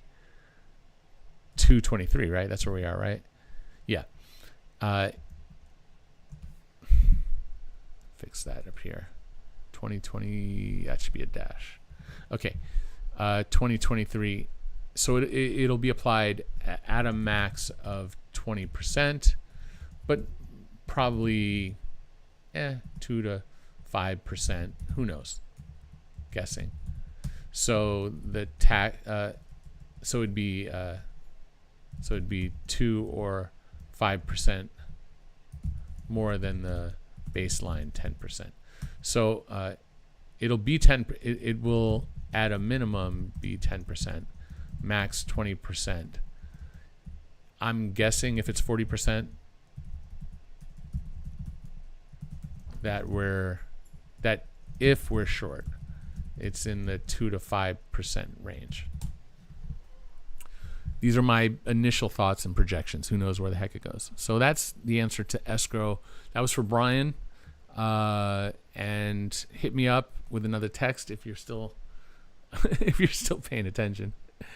And if not, I'll shoot you this to you so you can see this part. I'll give you a timestamp. And if you have a follow-up, just hit me up. Brian's a friend of mine, longtime friend. Hey, thanks, Michael. Is it? I wish I knew how to say your last name. Ladakis, I'm going to say, for a Venmo. That's awesome. Really, really generous. So thank you. If anybody has the inclination and the means, if you want to send Venmo to Eric Pincus or Patreon, sign up. That would be awesome. Really helps make these streams worthwhile. I'm still trying to figure out how often to do them, and some of that's going to be the economic component, if it's worthwhile financially. As much as I love doing it, I also need to earn some money a little for my time. Also, we have this Discord here. I'm going to pop it in the chat once again, and we still are going to get to the Lakers. I'm trying to get you guys wrapped up. We're at about an hour and a half, I think, right about now. All right, let me pop this in here. This is the Discord. 24 hours availability for the Discord. After that, the invite is gone. 24 hours, so 23 hours, because I think I set that up an hour ago. Okay, so that was escrow. We're going to talk about the Lakers in a minute, because there were a lot of questions about that. I know a lot of my fan base, or reader base rather, is on the Lakers. So let's take a look at the chat and catch up real quick.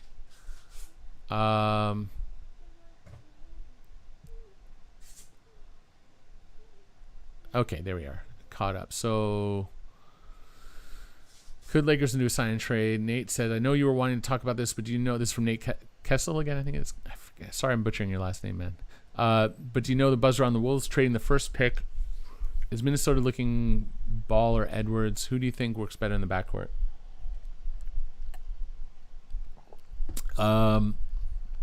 Again, I don't want to say I'm an expert on the draft. Edwards is like a combo guard. Ball is a scorer. I don't think either is a great defensive ad. And they do have Malik Beasley, who's got some legal issues. That's kind of the issue. Okay,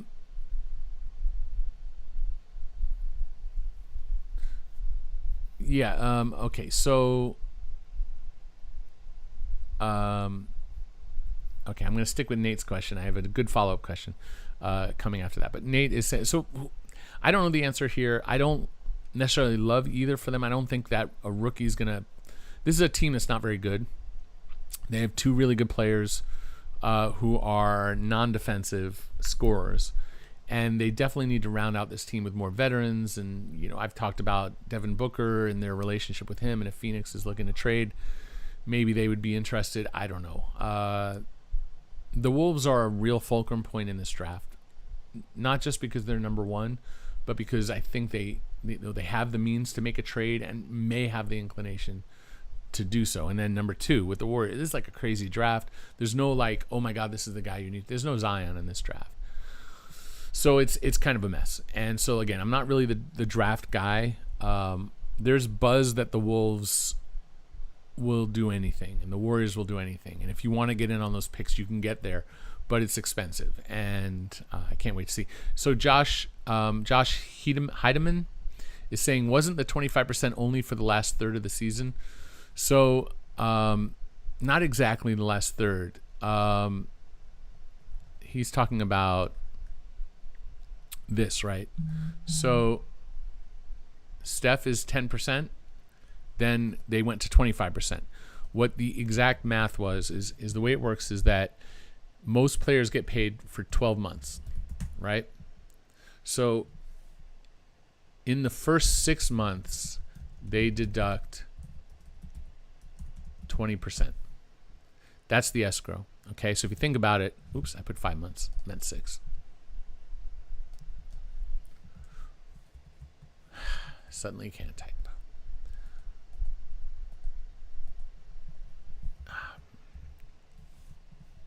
All right, that's not working. 6 months they deduct 20%. Then the last 6 months, normally, no deduction. So if you think about it, half the year 20%, half the year 0, that averages out to 10. In this particular case, they went 6 months at 20. They went 6 months at 25, right? So technically, if we just average that, they actually deducted 22.5. So if you really want to get, I try to gloss over it as much as I can, and we deeper dive here. I don't want to deep dive because, I mean, unless we were doing like a stream that was exclusively on the escrow and really breaking it down, and then I would get into the deepest of the deep. So that's the math on what they did this year. So when I say that they did 25 escrow, that's accurate. Okay, here's another problem. Actually, now I think about it, the escrow is about a month longer. So I think they did about 7 months. That might not even be true. I think they did 8 months. I think they actually did 8 months because it was November and December. Yeah, so they did 8 months at 25 this year. So it actually would be 6 times 20 and then divide. That doesn't make sense. 6 months. It's so 6 equals 12 divided by 2 times 20 is 120, right? So that's 10%. What am I trying to say here? So let's do it in simple math. Let's say that a player makes let's go with Steph. Okay. They would do this times 0.1, 10%, times times 2, sorry, 20%, times 6 months. And then they would do this times 0.25. Make sure I'm doing this right. And then they would do that times 8 months. Yikes. Something's wrong here. Oh, no, it's divided by. So that's 20%. So they're breaking it into divided by 6 months. I've lost track of it right here. So that's 40 million. They need to do 8. Okay, so they're breaking that into 24 checks. Let's do it in a different way. Let's do it this way. There's 24 checks. There's 24 months, 24 checks. Okay, 24 checks in a year. For 12 checks, they're doing, that's what it is. So let's get back on track here. 12, this times 0.2 times 12 Okay, no, we need to divide that by 24, right? So that's their... Man, that's a nice check. I'd like to get 24 checks. So he's getting 24 checks at 1.7 million, right? And then there are 12 checks that he's getting at this, and then it's equal that times 0.2. So this is his escrow. You're making me think today, which is good. So payments, payment number of payments.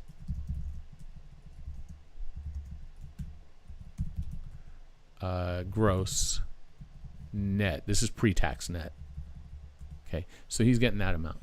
So that is 12 times. Is it 12? No, that's 12 payments. So wait, there's 12 months. You're getting 2 payments a month. So for 6 months, you're getting 12. For the second 12 payments, this is what's tricky. I'll illustrate exactly why it's tricky. You're getting the gross. Oops. And then the escrow is now... Why is that not copying? Oh, okay, I see what that is. Like that. Okay. Except it's now 25%. Here's why it's going to be really tricky to figure this exact percentage out. Then they did 1, 2, 3, 4.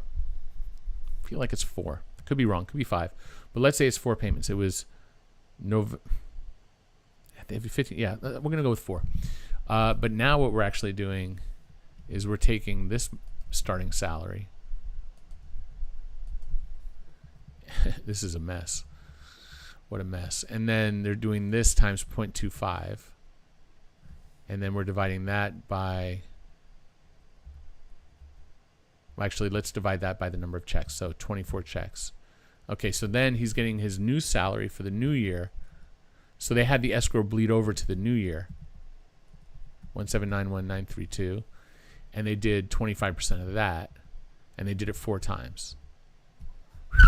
So yeah, you made me go deeper than I meant to dive, but here we are. So per check, right?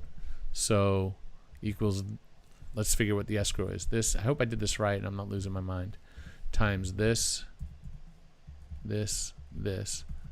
total deduction. This is what was planned. So there it is, 10.8. And we said this is what it would have been at 25%. 10.0. So this is...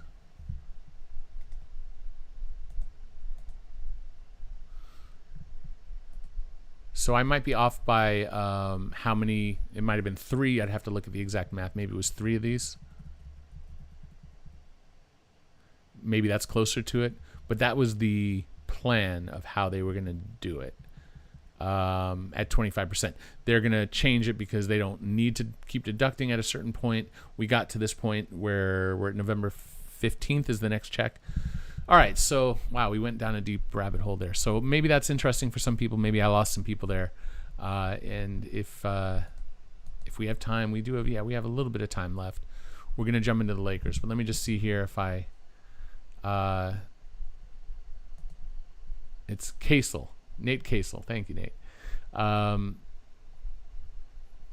Okay, so that was answering Josh Hademan's.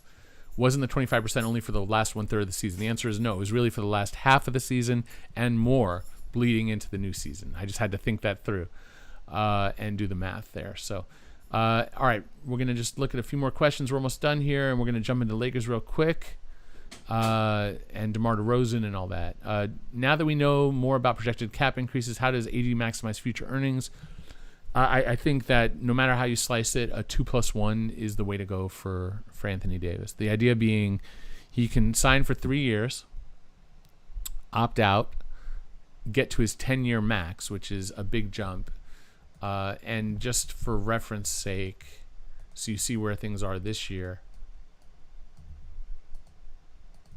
these are the maxes, right? AD is here. If he extends, if he signs for 2 more years, he'll be eligible at this rate, the cap will be higher, the money higher, 35% of cap, 30% of cap, 25% of cap.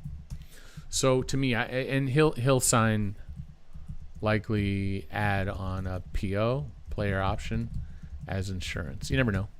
Doesn't hurt to, if you want to sign a 2-year deal and they'll give you a 3-year deal with an opt-out where you can opt in if things don't work out. It's the way to go. All right, so I don't want to spend too much time on this. We've already gone long, which is pretty typical of me, I think. At least that's what it seems like. So this is where we are at our starting point for the Lakers. I like building these out live so that you can see it as it happens and I don't hopefully gloss over things. We're going to sum this up. And we're assuming that he's stretched, which doesn't necessarily have to be the case, and that this is not removed. Lul Deng's money's not removed. These are actually roster charges. I'm going to change that in my workbook later. Okay, so let's go with a few assumptions. Assumption number 1, AD does resign.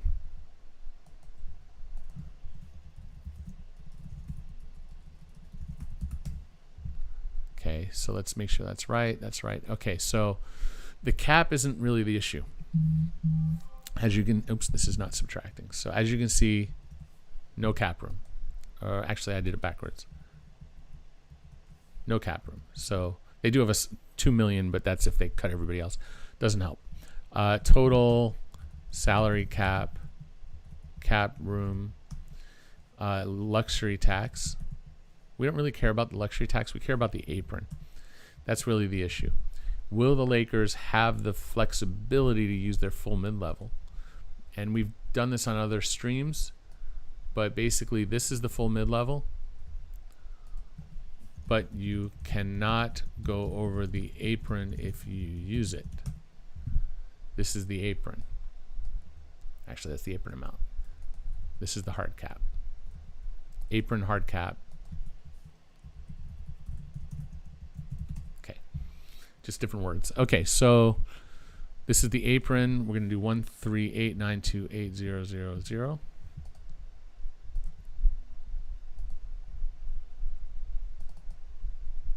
Bear with me. Okay, there we go. Make sure I got that. And then room under apron equals this minus that. So plenty of room, right? They can do whatever they want because they've got 31 million and they could spend 9.2. If they are unable to get to the mid-level, they have the mini mid-level. And by the way, this goes hand in hand with the biannual.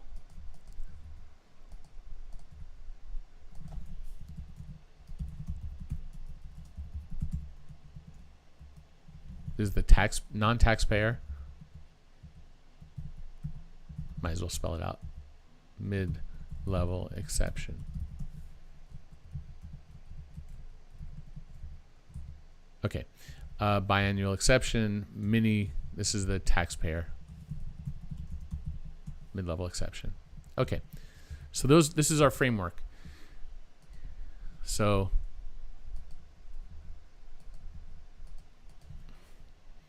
avail if over apron. No, no, yes. Okay, apron here. Lakers here. Okay, so we're assuming, and I'm going to need a little more space because they are going to add players. Let's go 1, almost got it, 4, 5, 6, 7, 8, 9, 10, 11, 12, 13, 14, 15. I have other ways of doing this, but in Google, on Google Sheets, this is the best to just knock it out quickly. Oops, no, that was right. Make sure my totals are inclusive. They are. Formula. Okay, we're good. Okay, so we don't really have to worry about roster charges because cap room is not coming into play. So let's just pop them out. The Lakers have their first. They have Kuzma, Caruso. All right, so let's go through the numbers. Let's start with the supposition that these two players opt in.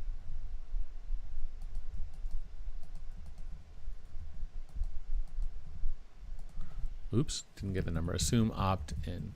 I'll fix that in a moment. Try that again. Okay. Well, now they're at 27. Right now, let's...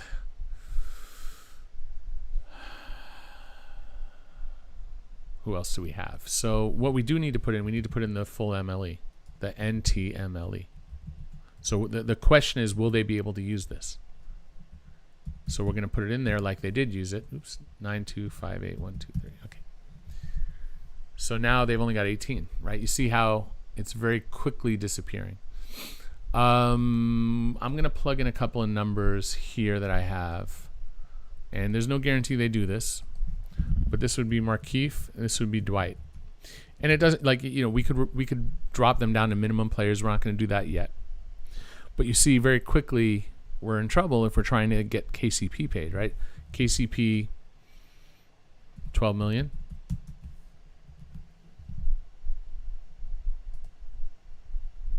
I left out a 0. It's a problem. Not going to work. Rondo 6, let's do 7.5. And again, you could say didn't matter, right? Because we were already over anyway. Already didn't work before we ever got to Rondo. So if you want to blame Rondo for this and say he's not worth it, it's not the point. And then let's go with Dudley just for the sake of argument. I'm not saying this is what happens. I'm just throwing out some names. It could be a vet min. All right, so does not work. So what happens is you end up having to go instead with the TMLE, which is 5718123. 5718123. Okay, that works. So if you want to get a nice player, this is what the Lakers have to spend. Okay. If you want to spend this, you can. Oops. You cannot. Does not work. Works. Okay, so you'll be able to look at the sheet there and try to make sense of it. So let's take it another step further. Okay. Make sure that all fits. Barely does. Doesn't quite all fit on one sheet. I'm going to reduce the zoom here. Makes it a little harder to read. 90%. Okay, try that. Yeah. Okay, so let's say that Avery opts out and they replace him with a minimum player. And let's say that either JaVale opts out or is traded. I'm just going to call this min 1 or just min. Good enough. Min. Okay, so let's go with just the 1. Okay. They are... We're going to replace this with this. Non-taxpayer mid-level. They are at 144 still.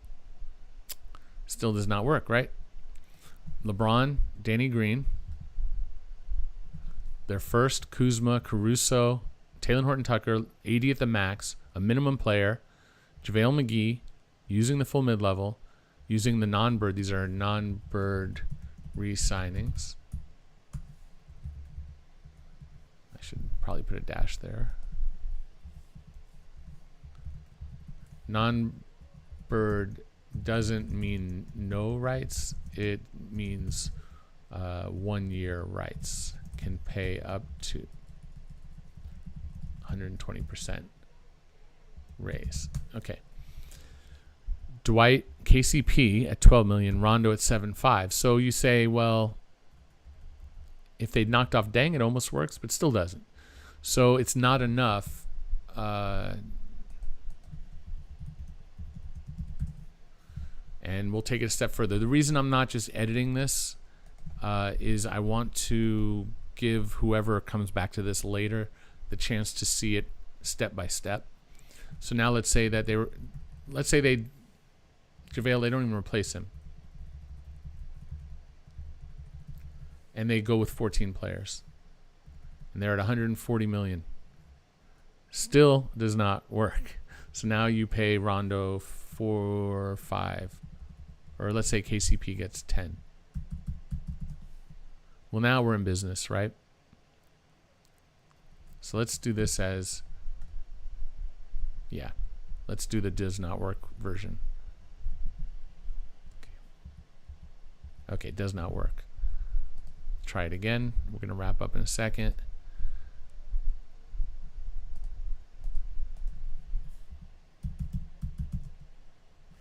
$10 million. Barely works. Not very comfortable. Not much room to add players at waiver deadline. Replacement players if guys are hurt. No real room to add in trade. Can only trade money neutral or reduce. Okay, so that's kind of the issue there with using this. They can use it, certainly, but they're not really going to be able to use it if Avery's there or if McGee is there, if they're going to be paying KCP and Rondo that kind of money. You could say, what if they let Rondo go, and that changes things, right? That obviously, so Rondo leaving changes things. So who knows? Maybe not keeping Markieff, and there are ways to nickel and dime it, but you should be able to get a sense of what the Lakers are and what the issues are. So let's wrap this up, and I'll go back to the chat in a minute. But let's look at a DeRozan scenario, which again I fundamentally don't really like. I'm going to take out the MLE real quick. Okay, let me pull up DeRozan. Here he is. And again, we're assuming he opts in. Okay, so they're trading for DeRozan.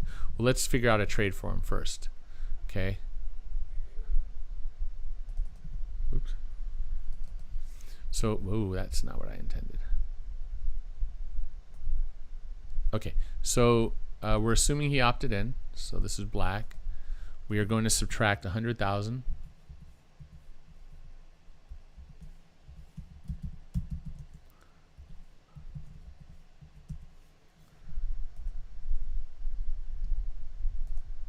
All right, so, oops. And then we are going to divide by 0.125. That's how you figure out divide when you're at this high vol. When it's a high, this is only for this is when you're looking at a high dollar trade. When we're in lower figures, there are different formulas. This is the high dollar one. So that's how much Lakers out to get DeRozan has to be that amount. Can't be less. So we go Danny Green, which is the rumor. We do Kuzma, which was in the rumor. I forget whose rumor it was.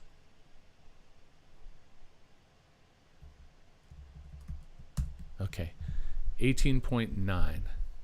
So it's not enough.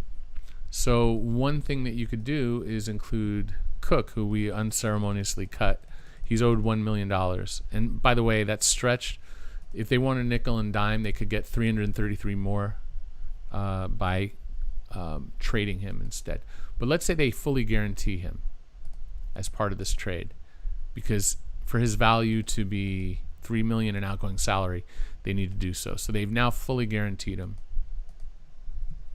Still not enough. Need 22,111,980. Let's just equals.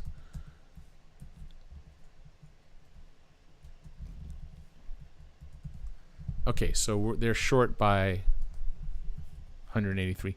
So there's nothing you can do about that without including another player. I don't believe that they'll include Taylor Horton Tucker. My understanding is they're very happy with his development. He's also on clutch. So I don't believe they'll trade Alex Caruso because he's very valuable. Not that Kuzma isn't. But so one possible plan, and I don't like to include these, would be sign and trade of Jared Dudley The incoming team would be hard capped, Spurs. I don't think that's a problem for the Spurs. Let's see where they are. They don't have the cheapest roster, I'll tell you that. But I think they're, because they would. Let's plug it in.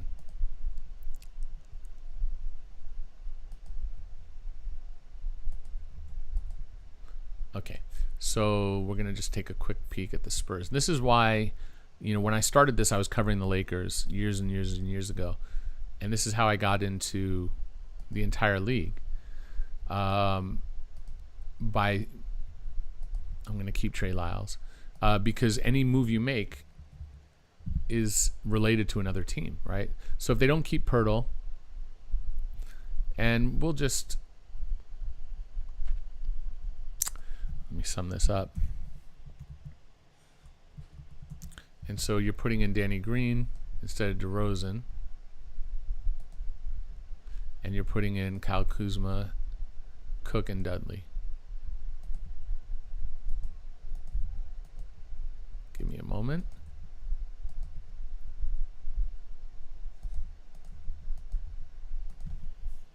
Just a rough idea of what they look like.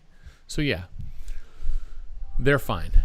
They're not in a bad situation. So they could, in theory, do Jared Dudley sign and trade. Now, does Dudley want that? That's another question. Can't just throw Dudley in a sign and trade if he doesn't want to be in a sign and trade. They could do the same thing with Waiters then. Fine, do Waiters. Can't do J.R. Smith. Can't do JR. No rights. Substitute player. Do Waiters.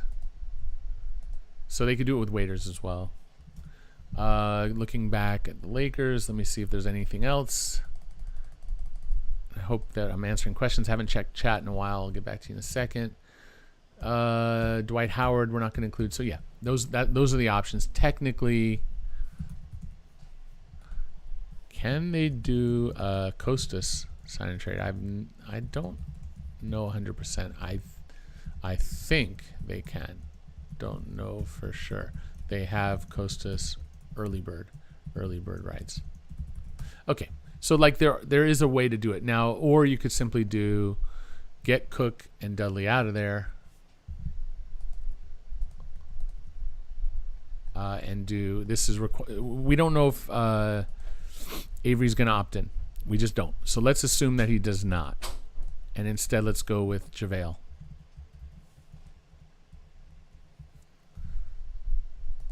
Reset equals sum. Yep. And how much did we say we needed for that?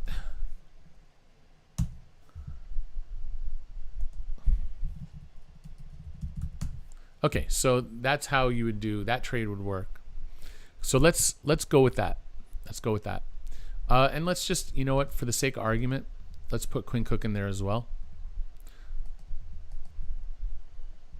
He doesn't have to be, but let's say the Lakers want him to be, because they want to get that extra little bit off of their books. Okay, so let's just revise it now. Let's copy from here, from right here, from the top. Almost done. This is at the 2-hour mark. I think this is my longest stream yet, which is either really, really good or really, really bad, depending on your point of view. Spurs. Let me pull up the chat, make sure you guys are still here. Okay, yeah, so I see you guys are, yep, everyone's still in there. Yeah, there was a dropout at that point. There was a dropout at some point in the middle. I wonder if chat went down, or if the stream went down at some point. But anyway, okay. Let me ask you that. Was there a dead spot at any point in the stream where it was like down? Because there's a graph here, and it shows like right around when I was saying it was at 0, there's like a 10-minute gap where there were no viewers, but at the same time there were chats, messages coming through. So if anyone's out there who saw something weird happen, or if you were there the whole time and saw nothing weird happen, let me know. All right, I'm gonna punch this in, and then we're gonna wrap up the stream. So DeMar, right? DeMar in. We're taking Kuzma out. We're taking JaVale out. We're taking Cook out. JaVale, Quinn Cook, Danny Green. Yeah, Danny Green out. I knew there was someone missing. And instead we're going to plug in DeMar. And we're going to, he's opted in, so he's not blue.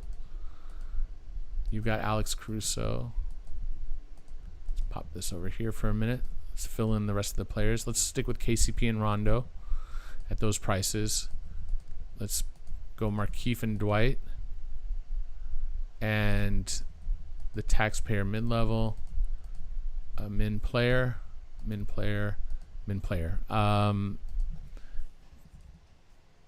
You can see already where we're going with this.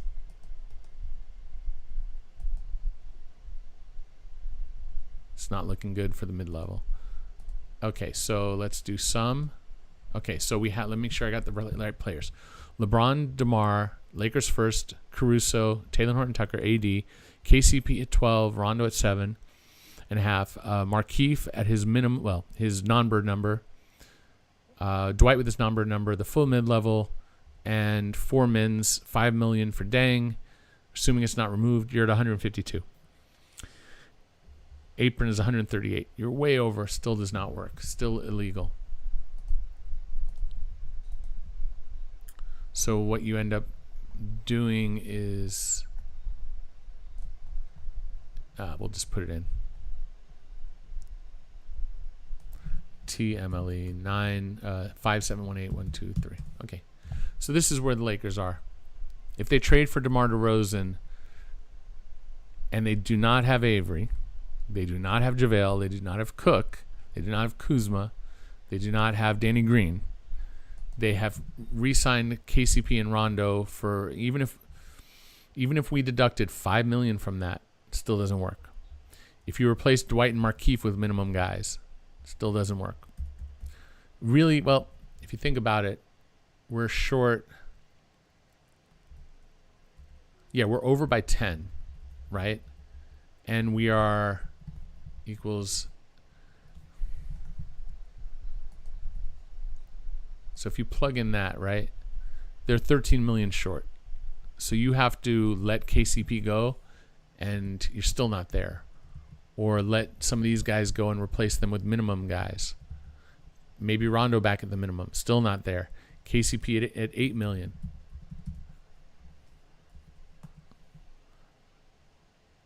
Still not there. So it ain't happening. So I don't see.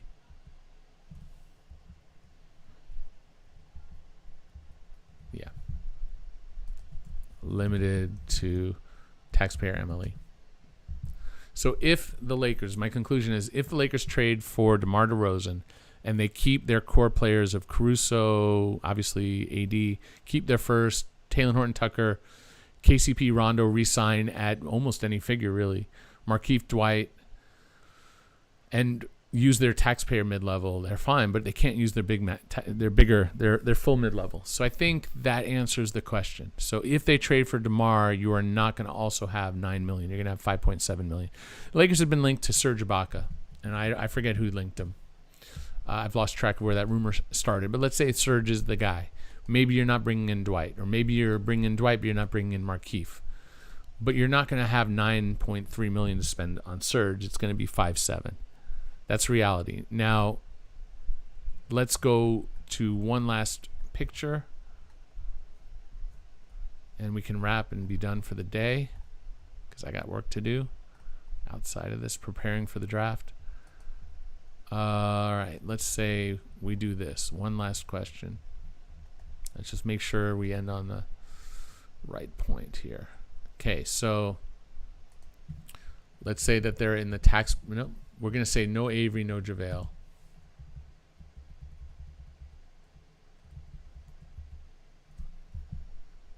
LeBron, Danny Green, no trades. Number 28, Kuzma, Caruso, THT, AD.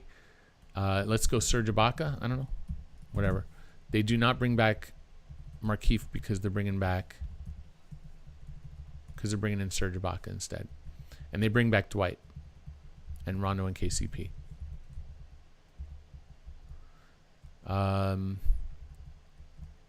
It's tight. It's tight. 139. Okay, so it works with 14 players, barely. So you can, solution equals pay less here, pay less here. 6 mil, 5 mil, 9 mil, 11 mil. Who knows? So, there's some flexibility here in that, yes, they can use their money if they don't have JaVale and if they don't have Cook. We have him stretched.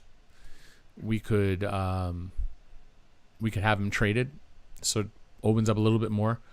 We'll see. They'll work the margins if this is the path they go, and it doesn't have to be Serge. Could be any full MLE player. Some have asked about Danilo, Harris, and Grant. Each expensive. And each likely too expensive.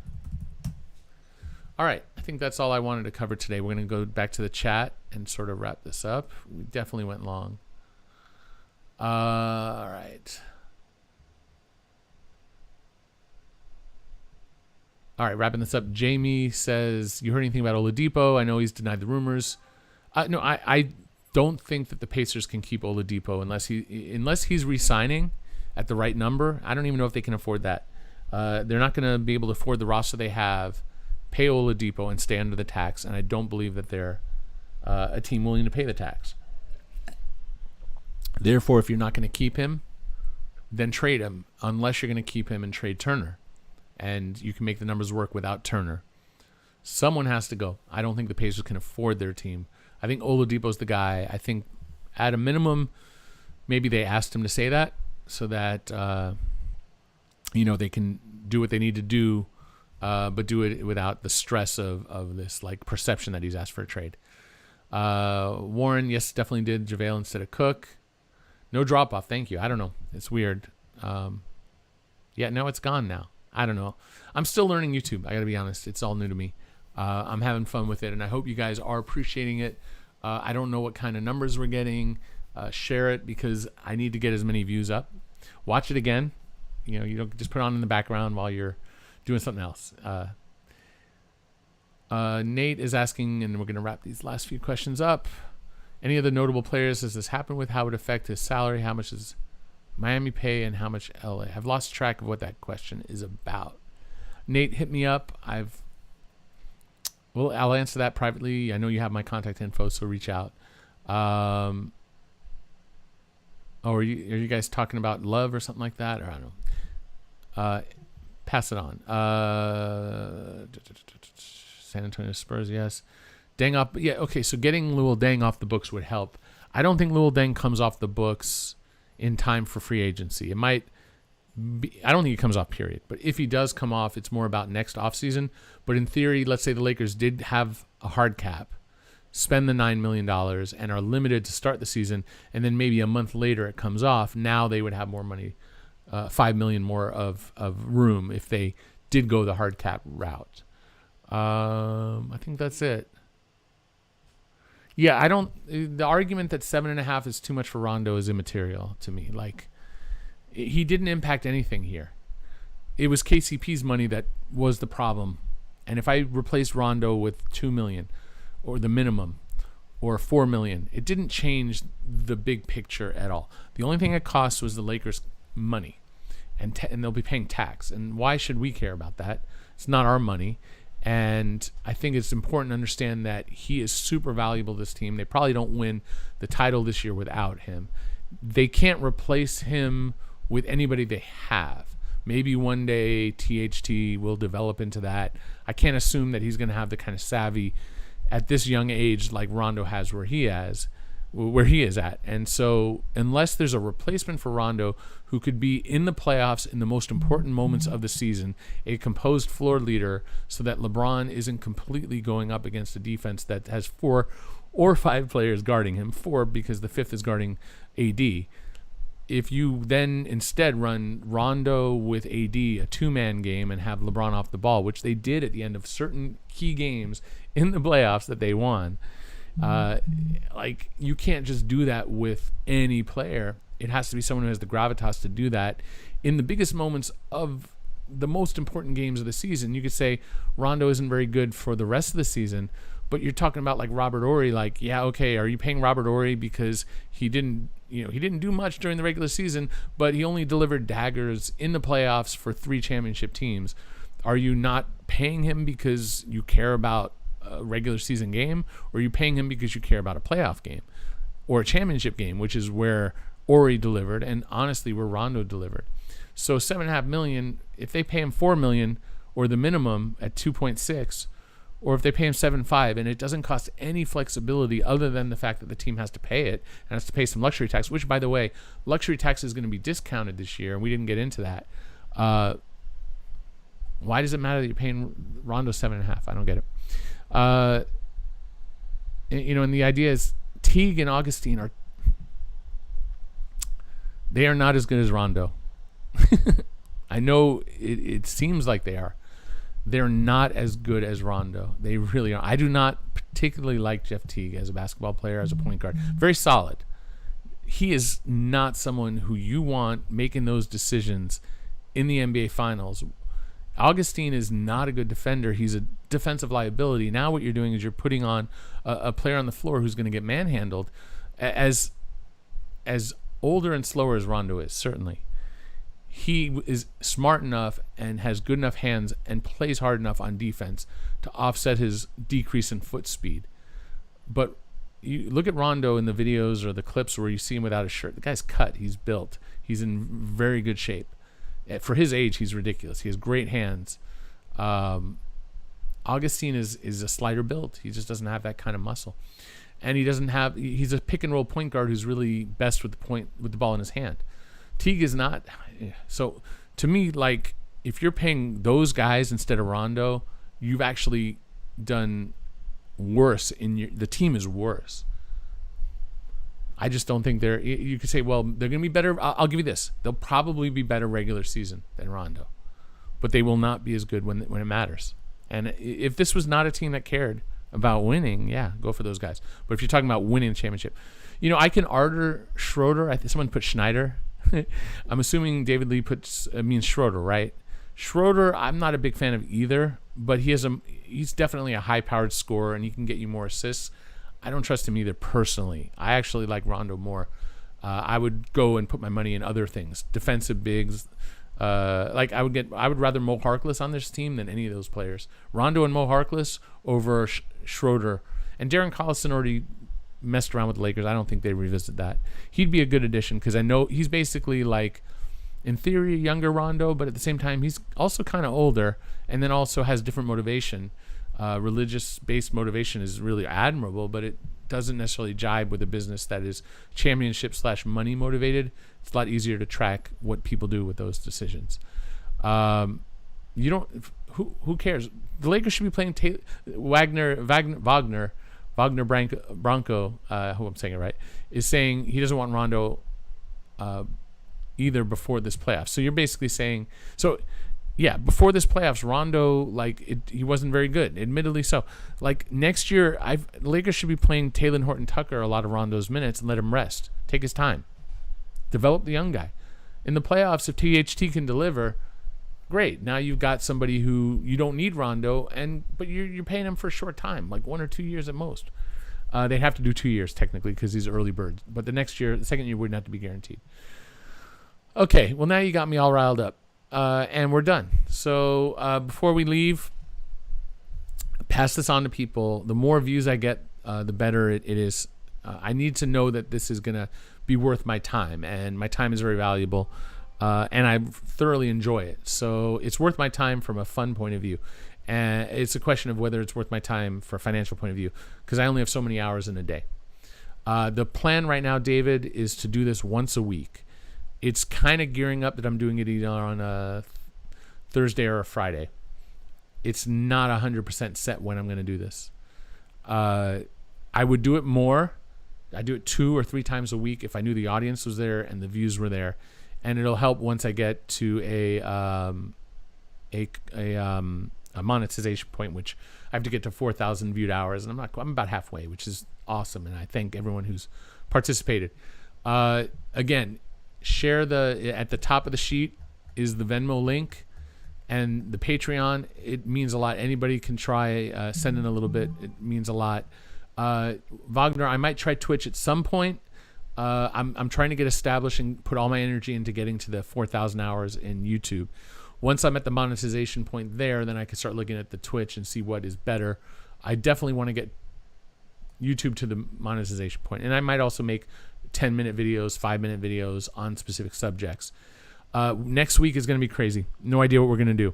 Maybe there's going to be crazy business happening and we'll jump into a stream and maybe we can live stream some of the things that are happening, the draft and all that. I don't know how busy I'm going to be. Sometimes I have to do radio and TV and things like that. So, and then I definitely have a lot of work to do.